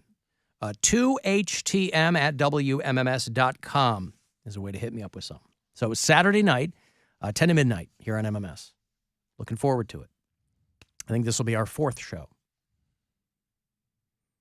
Guardians baseball starts tomorrow, Major League opening day. The first 4 games they'll play in Seattle against the Mariners. West Coast, so it's late, 10:10 is the first pitch here on MMS. And then Friday the 7th, they will come home for the home opener, and the Mariners will come to Cleveland. They'll be positively sick of each other by that time. Well, we played the dirty wedding vows in the last segment, and I sent them to my girlfriend during the commercial break, and she's very much on Mary's side. Yeah. Well, Mary sent me the girls' vows. Mm-hmm. And as you might expect, the guys' vows got 18 million views on TikTok. Hers got about 300,000. To set this up again before we do the sports break, let me play the guys' vows for you again, and then I'll play hers. Spoiler alert, they couldn't be more different. I told Mary in the break, you're going to be white hot with rage when you hear the guys' wedding vows first. Only 2 things are required to keep me happy: keep my belly full and my balls empty. Though you're amazing at half of it, we really need to get you some cooking lessons. Even when my belly isn't full, there is no one I could ever love more in this lifetime, unless I actually get a chance to meet Margot Robbie. Since the beginning, I was always told, life gets even better when the kids fall asleep and you tell me to come to the bedroom. Nothing's better than the sound of gagging and headboard slamming. Michael. P.S. Since you're so good at making decisions like Mary and me, you can choose whether tonight's going to end with being a toaster strudel or a Twinkie. Right, and his mom is officiating. Now, the $1 million question is, who did their vows first? Yes. Because they couldn't be more different. And I would love for his to have gone first. I want his to have gone So second. he's just standing there. See, that's why I want his to have gone second, because when she's delivering hers, he can feel like the piece of crap that he is. Again, you know who you're In marrying. my- I'm not even saying the guy's a piece of crap. You know who you're marrying. These two have clearly been together for a while. If your girl, well, play the girl's vows. His Play the vows, girl's vows. his vows were under a minute. They were 50 seconds. Hers is creeping up on 2 minutes long. My knight in shining armor, my best friend, my biggest pain in the ass. Our adventure started a little shy of 10 years ago, and in that 10 years, we have already accomplished so much together and created a beautiful life. When I met you in school, I started crushing on you, but I didn't dare let it be known because I thought you were too good for me. So I let it go. If they say if you truly love someone or something, let it go. And if it comes back... Okay, so this is a woman who has been deeply insecure for a long... Really? Clearly. We all know people like this, right? I'm not good enough for you, where this guy basically has dared her to stay with him. Yeah. Dared her? Yes. It seems like, I bet she, like exactly what Alan said, she's like always walking on eggshells, trying to keep him happy, trying to do whatever she can. Belly full, balls empty. back to you than it was meant to be. Now here you are standing in front of me on our wedding day. I'm more than thankful for every day with you. Ugh. You have completely stolen my heart, and I honestly never want you to give it back. She's about to cry. You are one of the most Me too. selfless, She's emotional. Look at her mom. Her mom's funniest, like, caring people I have ever met, not to mention very accident prone. We've created they got two two of the kids. most beautiful girls in this world together. He forgot to pull out. Mm-hmm. Too many Twinkies, Bill. Not enough toaster strudels. Right. Together. We bought our first house. We've made it through the rough times and the good times. And since I have you, I know we will always make it through. Thank you for choosing me to create your life with. I know I'm no model, by far not a good cook, unless you want soggy meatloaf. This is what I'm saying. I know I'm no model. This is she's not a guy insecure. who has made her feel fantastic throughout the How course could of he? it. Did you hear his vows? Yeah. I wish you were Margot Robbie. I guess I'll stay with you forever. Dude, I'm so mad. Yeah. I'm so mad right now. Well, we all know couples like this, don't we? Yes. You and they were should almost get one of those married. couples. This is what my wedding vows would have been. Yeah. Thank you so much for never And leaving that's- me. I'm sorry I'm fat and an alcoholic. We all know I'm the real She sleeping beauty admitted. with a temper. But thank you for loving me still, the way you do. You are literally making the fairy tale I always dreamed of come true. Well, maybe a little more funnier than I imagined. But it's still way more than I could ever ask for. I will forever want you rocking beside me when we're old, talking about our day, making jokes, recalling memories. If you could leave out the passing gas, though, I'd greatly appreciate it. I is love a you funny so guy. much, Michael John Lentini, and I promise to choose you every day for the rest of my life and beyond that. By the way, this is Florida where this is happening. I'm surprised they're not in camo. By the way, I hope that we didn't all miss the fact that they have two girls. Yeah. So that's how he wants to be remembered. What I'm saying is they're probably at the wedding listening to their father talk like that to their mom, setting up future generations that these are girls are like, oh, I guess this is how you should be treated by men. But we all know girls like this But who that's are not like okay. desperate. No, absolutely Especially not. if you have children, they're going It's- to look at how you guys treat each other It's and then base their terribly- relationships it's off terribly of it. sad because you're like, this is a girl who is painfully insecure the whole length of their relationship. And she's like, thank you so much. We have to, I know I'm not a model, and I know I can't cook, but I can throw this. I can throw this But back I got on that you. look 3,000. So mad. oh, she's going to be gagging all right, just not going to be on him. It makes She's like, me you're sad. naked again? Well, it makes me really sad for after her. hearing her vows, it makes me sad. It makes me sad that she feels that like she's not good enough for this guy and is going to marry him and he thinks it's hilarious. It bums me out for their daughters. 100%. Because they're going to end up in relationships like either exactly like this guy or they'll be like pushing off men. Oh, God. But we could all be wrong. They could be in love. That could be just, that's just You him. heard the vows. Yeah, okay, but like, you don't know their relationship. You can't base their relationship It's off of their TikTok. wedding. Off of their TikTok. You though. can't. No, you cannot. But you can. my you God. can figure we can out a speculate lot. wildly. Yes, that is some very specific information. This is not something being taken out of context. This is the biggest day of their life. His vows, her vows. This is one of those situations where people are together for like a decade and have a couple of kids and buy a house. They get married and they're divorced in 18 months. Dude. Because she's like, wow, I didn't think it could get worse. Because something does switch in your brain when you get married. Well, how long ago was this wedding? You're my wife now. Does it say how long they've been married? Because this could have happened a while ago. Could have happened yesterday. We don't know. We need an update. Let's see. Hold on. And Let's see when it was posted. There's people that post really sweet vows all the time too. This was posted 1 week ago. And they get, but that doesn't mean it was. That's when the wedding was. It takes a while to edit those videos. Yeah. So it's one of those things where people can give really sweet.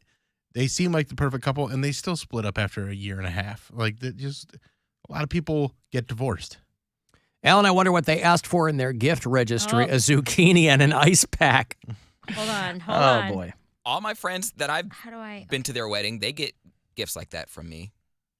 Yeah, well, from you, but I mean, sex toys, right? Like that's your thing. That's on brand. That is my thing. Alan, I'm sending you another one I have not heard again. I got to get to the sports break here. This is her on her TikTok explaining the vows. It's her talking to the camera, saying, "Hey." Her vows aren't the one that need to be explained. Like explaining the vows. Like I explaining the vows, because in the caption, even I just sent it. It says, "Sorry about the wedding vows that have gone viral," and then it says, "Sorry, not sorry." So she's into it. And that was 6 days ago. Because so her man I don't know. told her that. I'm assuming that her. You also don't have to be into it to go, hey, listen, I'm going to defend my dude here. Haters will be haters. Right. Come on now. Alan, I got lucky. My wife had an aneurysm. Oh, my God. Maybe that's the guy who texted they had to get Viagra to bang his ugly wife before. You know what a good palate cleanser will be? Pound Cake, are you ready for your sports break? Your time to shine? After that, yeah. Try following that. Play ball! This is a Pound Cake Sports Break!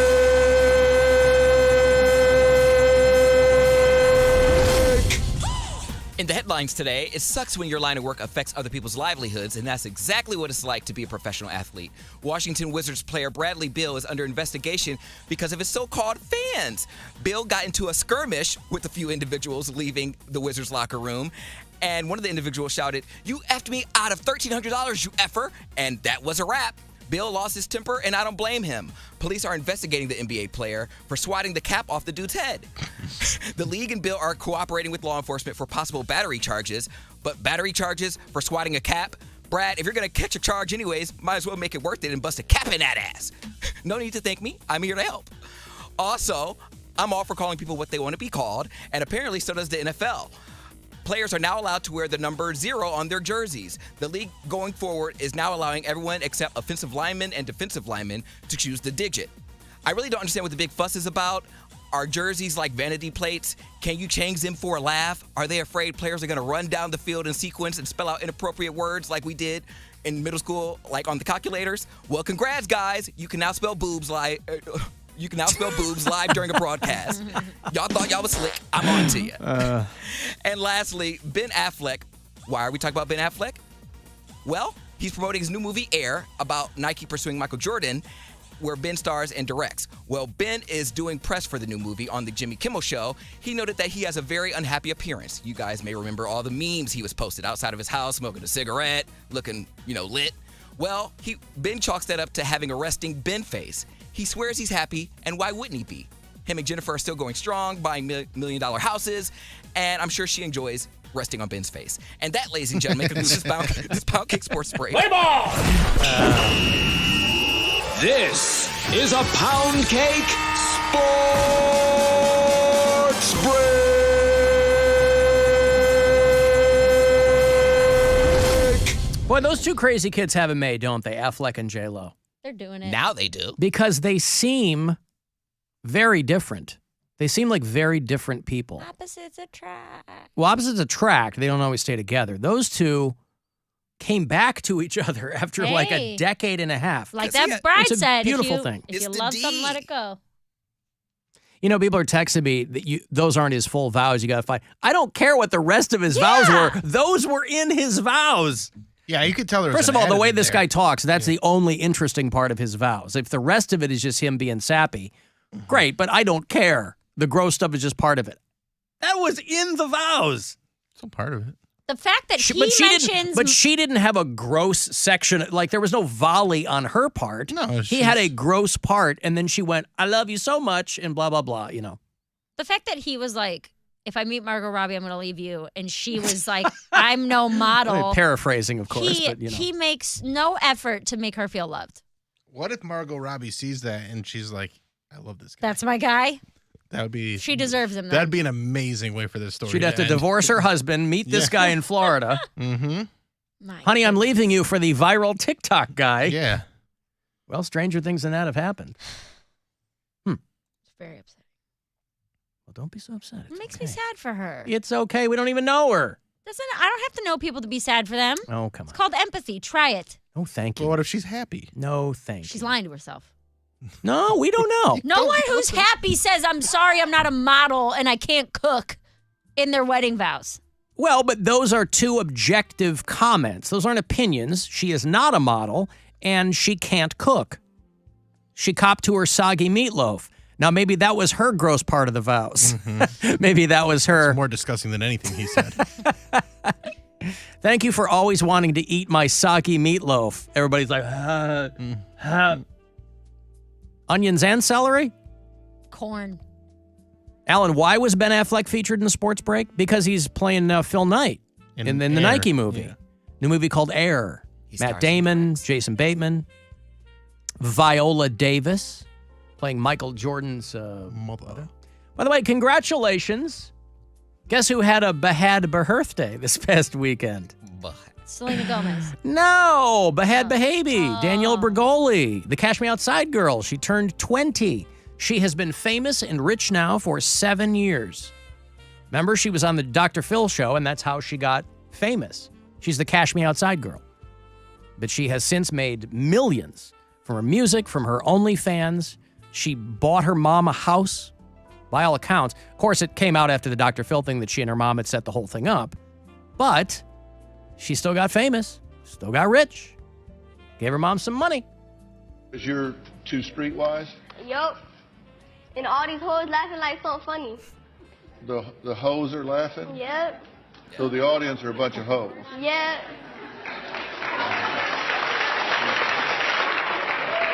Catch me outside. How about that? Huh? Catch me outside. How about that? So happy birthday to Bahad Bahabi. It seems like just 7 years ago we were getting to know you at the ripe young age of 13. I got a quick story about an inappropriate. It's at a funeral though, not a celebration of life. A homegoing ceremony. So on Saturday, went to my girlfriend's grandpa's celebration of life ceremony, and the family all gets up there and speaks, and they open the floor for other people to come up and speak if they want. And this lady gets up there and she's talking about she's probably 20, 25 years younger than this guy, but she's talking about him in a very specific way. Like, she's like, he was older, but he could do things A little too man familiar. half his age couldn't do. And he would, bring me gifts, and he'd always give me rides when I came into town. And one time I was coming into town, and there was, I couldn't fly because I had a concussion, so I had to take a train. And he's like, I'll come pick you up. And she's like, no, don't come pick me up. She a sugar baby? And I look over at my girlfriend, and I'm like, I think this lady banged your grandpa. And she's like, I think the same thing. Right. And then her brother is like, hey, I think this lady was grandpa. hooking up Like with they grandpa, like yeah. we all had the same kind of realization. And she goes, and so he's like, he's gonna come and pick me up, and I'm like, don't come. And he's like, no, I'm coming. And those two, my girlfriend and her brother, start losing it. Oh God. They're just like, there's a lot of emotion, so things like that become heightened. Yes. And they're giggling like idiots. And then she's like, and he said, I already did a dry run. And at that point, her brother snorted. Oh God. And then people shot them a look, and one lady was like, why are you laughing? And Suppressed laughter yeah, is it the was worst. And so I'm like staring off into space, just like, I don't know any of these people that well. I can't be part of this, but it is hilarious. And then after they're like, psst, what does her BFBE sweatshirt mean? But yeah, it was a very uncomfortable moment. And my girlfriend she's like, I can't stop thinking about her. Can't stop thinking about Who this is lady. this lady?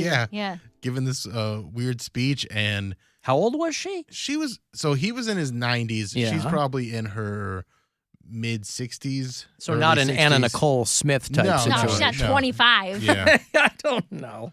But they just had a very interesting friendship because I think she did say like he asked her out on dates or they went out on dates and stuff like that. But like nobody really knew who this lady was. Yeah. She just came for the funeral, and it was just one of those things where she would take these moments and like take like a deep breath and just like kind of reminisce and Like we're have like, a oh, we smirk know on her what face. we're thinking about. No.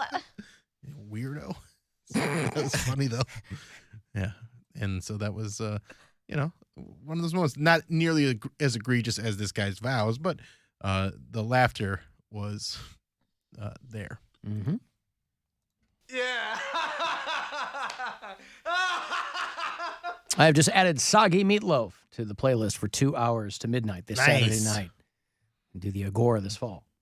Let me take a break here. If you want to send a text, 35192. If you want to watch, the pictures will come through at AlanCockShow.com, and you can listen on the iHeartRadio app. Buzzard Radio. The Buzzard. Is Rover. A lot going on here. All right.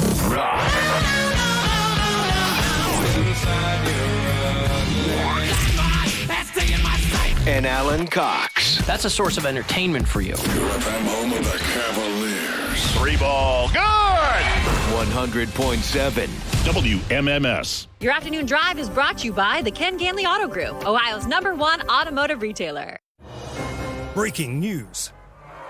Tax refund shock is everywhere, but what is it? My tax refund shrank. Mine too. The culprit? Pandemic-related stimulus payments and tax credits expiring. In this reporter's opinion, you need a tax expert. Hey guys, Jackson Hewitt guarantees your biggest refund. And tax prep is 50% off? Going there now.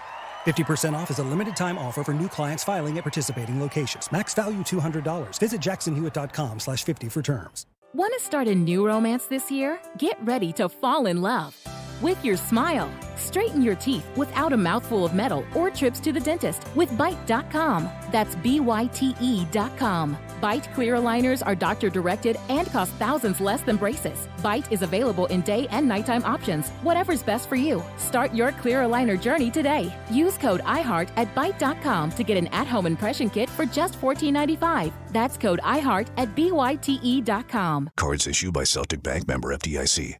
Are you the decision maker in your company? Consider this. For the first time in decades, there's a better option for a corporate card and spend management platform.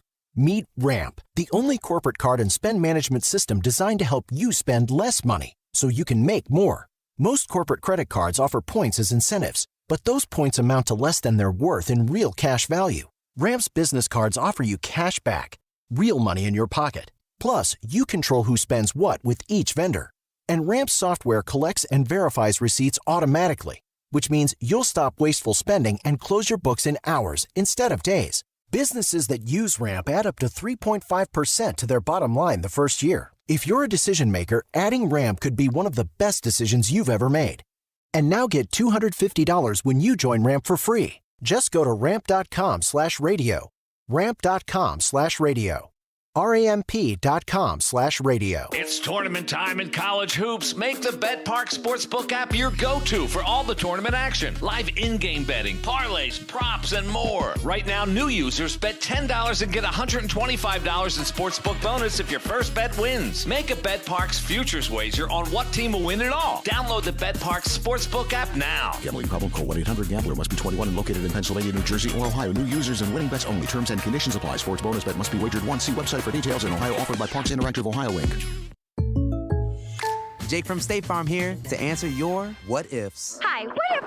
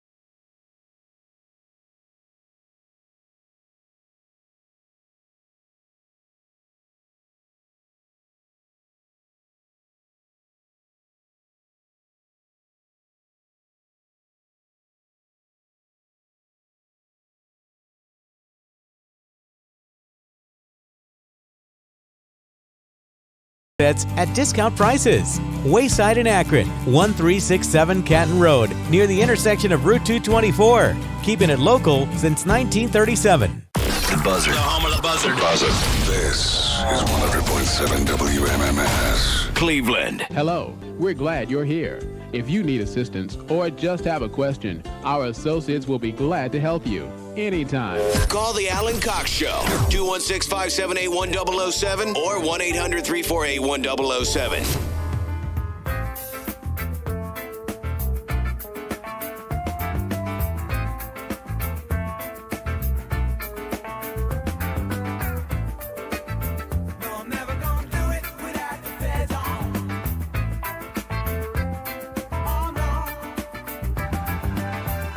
Pound Cake, you want to take a crack at this? Who might this be? The OJs? No, not the O. Does it sound like black guys? This band is aggressively white. I had no idea. That's who you usually guess when I play Led Zeppelin. Steely Dan? Steely Dan. That's who you were thinking of. Yeah. Anytime I play Led Zeppelin, he goes, Steely Dan? Yeah, why not? A couple of wild headlines that I thought it just encapsulated some interesting things, and there's really no subtext to them, and they just kind of jumped out at me. You know who Justine Bateman is? Yeah. For a long time, she was the famous one in the Bateman family because she was the sister/daughter on Family Ties. And Jason Bateman, they've both been acting since they were little kids, but she blew up on Family Ties. You know, you'd see him showing up on TV shows, but Jason Bateman really didn't blow up until Arrested Development. I mean, Teen Wolf 2, people knew about that. Right, and what was the show that he was on in the 80s? Silver Spoons, yeah. But like, wasn't he on another... It's Your Move. He had a one-season thing where he was the... He had like more... He was on Silver Spoons, but they let him go because his character was outshining Ricky Schroeder. So they replaced him with Alfonso Ribeiro, I think. I love him so much. Who? Jason Bateman. Bateman's the best. Like, I truly, truly love him. He's my spirit animal. But they spun him off into his own show called It's Your Move, which just didn't... It only lasted one season. But he was on the Hogan Family. The Hogan that's probably Family, what you're thinking of. that's what I was thinking of. And, you know, he'd show up on Little House on the Prairie. He was a working actor for a long time. He basically lost a decade as a young adult because he was doing coke and drinking, whatever. But the headline I saw, the headline of the article in Vanity Fair that jumped out at me, Justine Bateman explains her decision to age naturally. As if that's something you have to explain. Everybody else is getting Botox. She's not, but that's their headline. There's a comedian named Beth Stelling that I don't know how familiar people are. She's fantastic. Yeah. Love her. So funny. But she has a bit right now that she talks about this, how like it's a movement in LA that women are like brave for saying, I'm going to age naturally. Age naturally. Like that she's like women in Ohio aren't even aging naturally. Like the Botox clinics around here, you're going to line out the door because it's so cheap now and plentiful. The other headline I enjoyed was 33 swimmers accused of harassing Hawaiian dolphins. That's it. I just like that. You can get arrested in Hawaii for, you're not supposed to swim with them. Oh. It's against the law in Hawaii to That's bullying by the dolphins. How come you're not accepting us, dolphins? You're not swim with us. You're not allowed swim with us. You're not allowed to swim within 50 yards of certain dolphins because on Tuesdays we wear gray. They're nocturnal animals. And people were, they weren't getting the rest that they needed during the day to be able to find food at night. There's a whole ecosystem that we as tourists are completely ignorant of. And screwing up. Yeah. When we went on that whale watching tour in Hawaii, we were on this big giant boat. Kind of like the same boat, the Nautica Queen. That's the one we go on the Corona Cruise, right? Mm-hmm. It was like a big boat like that. 2 levels, sun deck, all that. And the captain of our boat was talking about the smaller boats, those real tiny ones that are like inflatable and zip around. He's like, dinghies with a motor on them? Kind of. He's like, but they'll pack like 15 people onto them because they go so fast, they'll get real close up to the whales. And he was like, these smaller boats cause so many problems because it's like freaks the whales out. He's like, the big boats don't move very fast, so they're not as startled by it, you know? But there's money to be made in all that curiosity tourism, yeah. and but it is screwing up the various ecosystems. Until I saw that video of that well exploding, I didn't know. I didn't even know that was a thing. I'm not even gonna say I heard didn't know that before. either. I didn't know they. Oh, that whale's explode. exploded. Yeah, they get a buildup of gas in there. You guys never saw a Reno 911 movie? No. No. You're better off. It wasn't very good. Well, that's where I learned about the whales exploding. I guess they used dynamite in that one, but yeah, I still knew that it happened. Well, there's that great video of California in the 70s or something where that whale breached and they couldn't move it, so they exploded it. But the parts landed on everyone for like a 500-foot radius or something. So they're like 500 yards. Yeah, something like that. Yeah, you're right. So they're like, oh, the cleanup was way more involved than just dragging the thing back out to sea would be.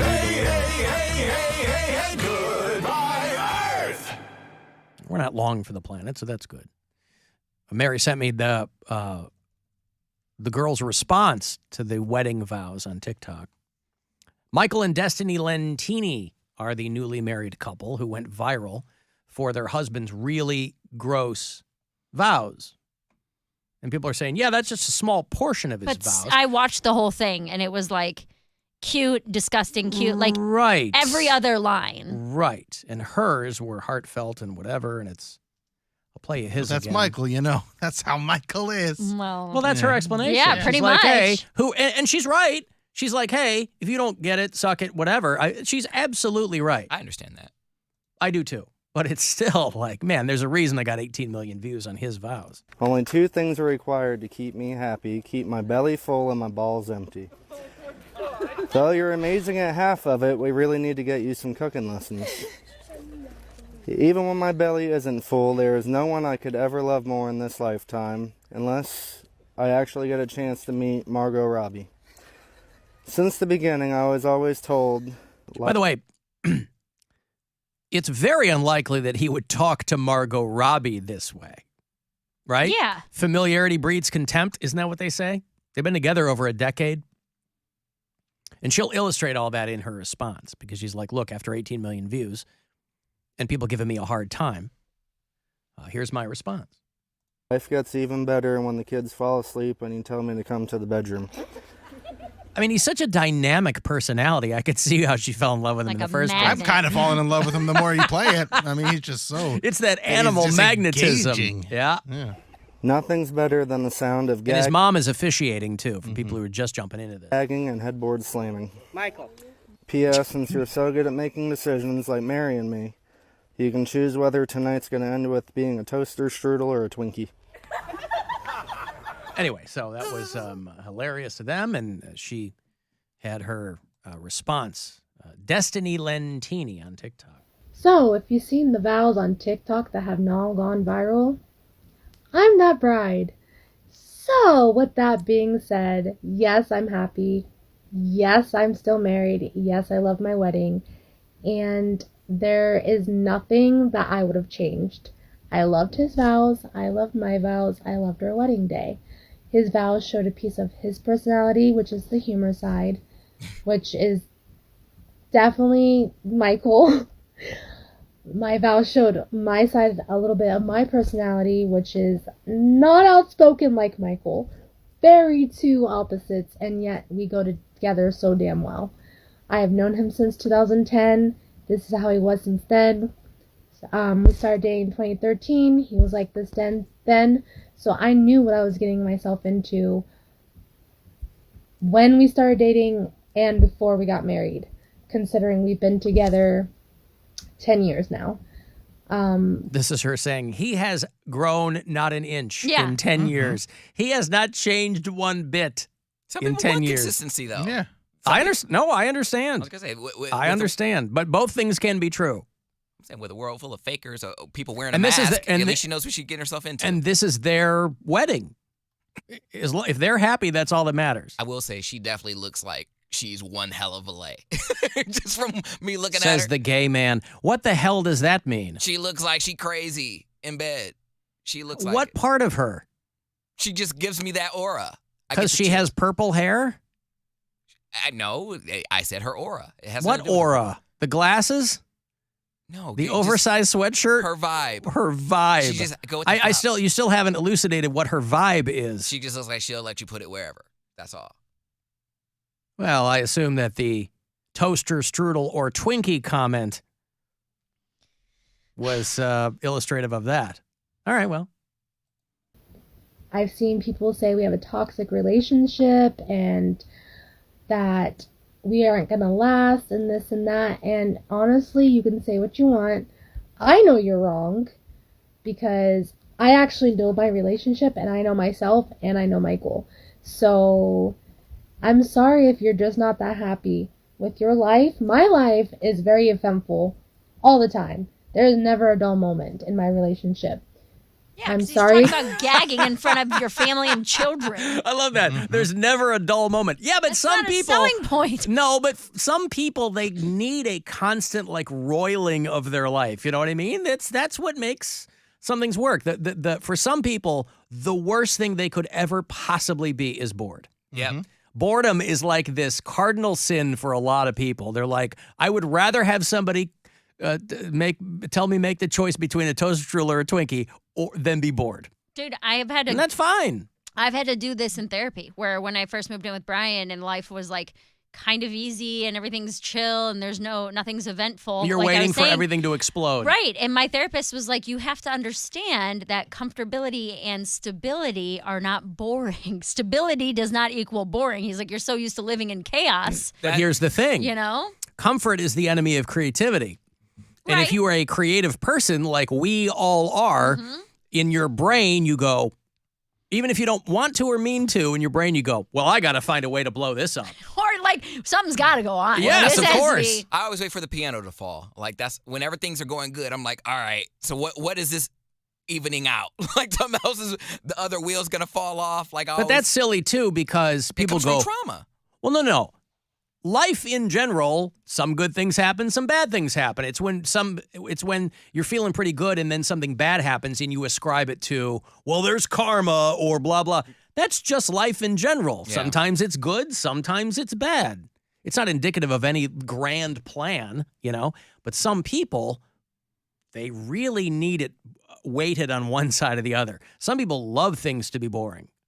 That's Brian's whole family. I like boring. So chill. Everything's got a place. Everything's set up for the rest of their lives. See, that's It's how like- I am only because I know, like, I need that control because I know left to my own devices, I will eat myself alive. Oh, yeah. I will devour my whole life. So I have to have that kind of discipline in my life because I cannot exist any other way. Well, there's always so much happening in my life anyway. So like I like to have the boring at home. Yeah. Like boring at home. There's going to be chaos. There's always going to be things happening. There's always going to be whether it's happening in my life or just happening in the world, I'll always find things that trigger me creatively, but I still need the balance of being able to relax and have the other side of that. Finding that balance is what's so important. And honestly, being so busy these last couple months when I'm at home, like how many times have I come in and you'd be like, hey, you want to come do this show? I'm like, I want to sit on my ass and not talk to a single person, but just be next to Brian. I want to sit quietly by my boyfriend. I always just extend the invite. Yeah, just so no, you I remember, know. But like, I completely get it. And that's one of the things that my girlfriend is like seeing. She's, been through some stuff and now she's getting more of that balance. And she's was just telling me last night, she's like, I like that you can carry your conversation so I can just shut up sometimes. I'm like, I also love when you shut up. Put that in her vows. Hey, put that in your vows. Is that Honey, gonna I be your- love when you shut up. That's Bill's new catchphrase. Put that in my vows. If you don't have the same, and if you don't want the same, good for you. Go find someone who you think you deserve or deserves you. Michael is too good for me. I will say that I said that then, before or when I met him. I say that now. Real quick, though. I will say. And what does she mean by that? That's too good. And why would you? I mean, they always tell you should be with someone who you think is better than you. Better than you, but I don't really like that phrasing. But like, they're a good person. Loves you more than you love them. But to say someone is too good for you, I don't know. That feels but again, I it's think so that's just how self-degrading. Yeah, but I think that's how I know she's that. phrasing it, though. I know what that means. Yeah. I mean, I think that's my just, wife's too good for me. Right, and you say that all Well, the time. and I say all the time, what do I complain about? That Brian is responsible and has a good bank account and a nice that's why job. you And take so much offense to it because it's true in your case. Brian is way too good for me.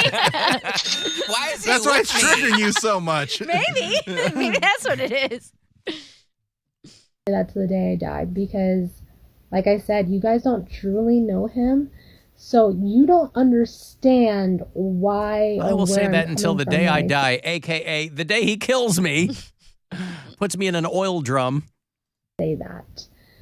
I think that's pretty much it.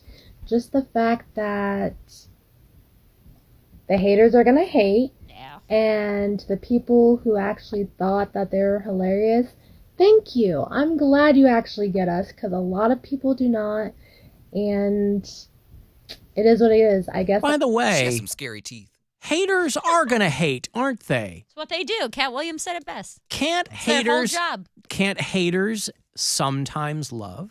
No. Is it beyond the capacity of a hater? No, because that makes them a lover then. Well, no, in that moment, perhaps. Yeah. But they're not Once you defined stop hating, then solely you're a by lover. being I feel hateful. But if the only way you know them is as a hater, then that's all they are. Which is kind of a hater move in and of itself. Haters beget more hate.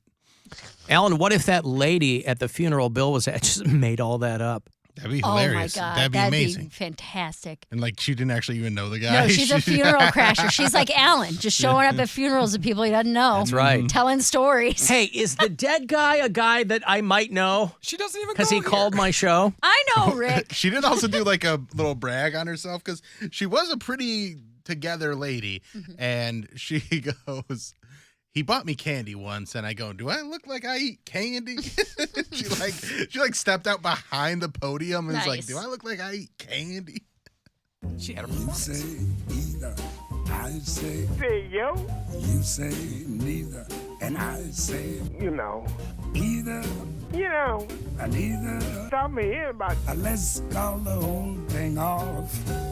Yes, you like potato, and I like. Wow. You like tomato, and I like What's wrong with you, Cavalier? potato, Can get right. tomato. Why? Let's call the whole thing off. Oh, Rick. God bless you, buddy. I don't even believe in God. Rip Rick. Gagging and headboard slamming. Maybe that guy's just really into grand mal seizures. I mean, that would be a kink. It would be hard to drill down on that, but she's outliving her husband. If she keeps cooking, she should load it up with sodium. Yeah, okay. I was reading about a woman who they determined that she killed her husband by poisoning his cookies. That is an evil bitch. Why would she do that to the cookies? That's a throwback, though. We haven't had that in a while. I feel like poisonings were like all the rage in the 80s Yeah, and they 90s. were, because as soon as women discovered like antifreeze or something like that, they were always Put it in everything. Yeah, an Australian woman found guilty of murdering her husband via poisoned cookies. 2020. What flavor cookie? Lemon. She laced his. Love lemon cookie. And everyone does. That's why you would never turn down a lemon cookie. She laced his lemon cookies with crushed up sleeping pills How many sleeping pills? over a course of time. Oh. She said he was abusive toward her, but she was found guilty. Neighbors also alleged there was violence in their house. Prosecutors said she fatally drugged her husband because she wanted out of the marriage, but she testified that she didn't think the sleeping pills would kill him, just calm him down. She thought he would just feel sleepy and go to bed, which he did, but he never woke up. So She she can't hit her anymore. She gave them to him every day? Every day after dinner? I don't know. She found him with no pulse and panicked, and instead of trying to resuscitate him or calling for help, wrapped him in a blanket before taping it up with duct tape and shoving it in a freezer, which she later pulled into the neighbor's yard. The neighbor opened the lid and found the body within days of the husband's death. Well, that doesn't help your case. Yeah, that's not looking great. Looks like somebody's luck just came up shortbread. Cookie crabs! Man, we have not had a real, legit cookie crime in a long time. There it is, straight out of Australia. That one moves right to the top. Yeah. get your fill of justice? Have some more cookie crimes. All right, I got a break. If you want to get the last word in, shoot me a text, 35192, and we'll be back. It's the Alan Cox Show. Everywhere on our free iHeartRadio app. Or whatever smart device you have. Just tell it to play the Alan Cox Show on iHeartRadio. This is Doug Gottlieb. Here's what's trending from the iHeart Sports Network. Presented by Staples Stores. Tomorrow's opening day will be the official debut of MLB's new rules. A pitch clock, larger bases, and a ban on the infield shift are expected to shorten games and add offense. Guards will open the season with 3 catchers on the roster. The 2 main backstops will be Mike Zunino and Cam Gallagher. And Browns owners Dee and Jimmy Haslam said during this week's NFL meetings they're committed to renovating First Energy Field with no plans to build a new stadium. I'm Scott Davidson. During Staples Teacher Palooza, teachers save big, or you save, like 20% on all Crayola products, plus 24-pack cases of True Clear bottled water, only $3.99. In-store only, offer ends for 1 while supplies last. Limit 1 on water. Help your favorite teacher stock their classroom at Staples. You can't put a price on better vision, but if you could, how about $4.50? Order up! I'm serious. For the price of a latte a day, you could get LASIK at the LASIK Vision Institute. The LASIK Vision Institute has performed over 1.3 million LASIK procedures, and we always have great deals to make LASIK affordable for everyone. LASIK only takes minutes, with most patients returning to normal activities the next day. So if you want to see better, a latte better, schedule your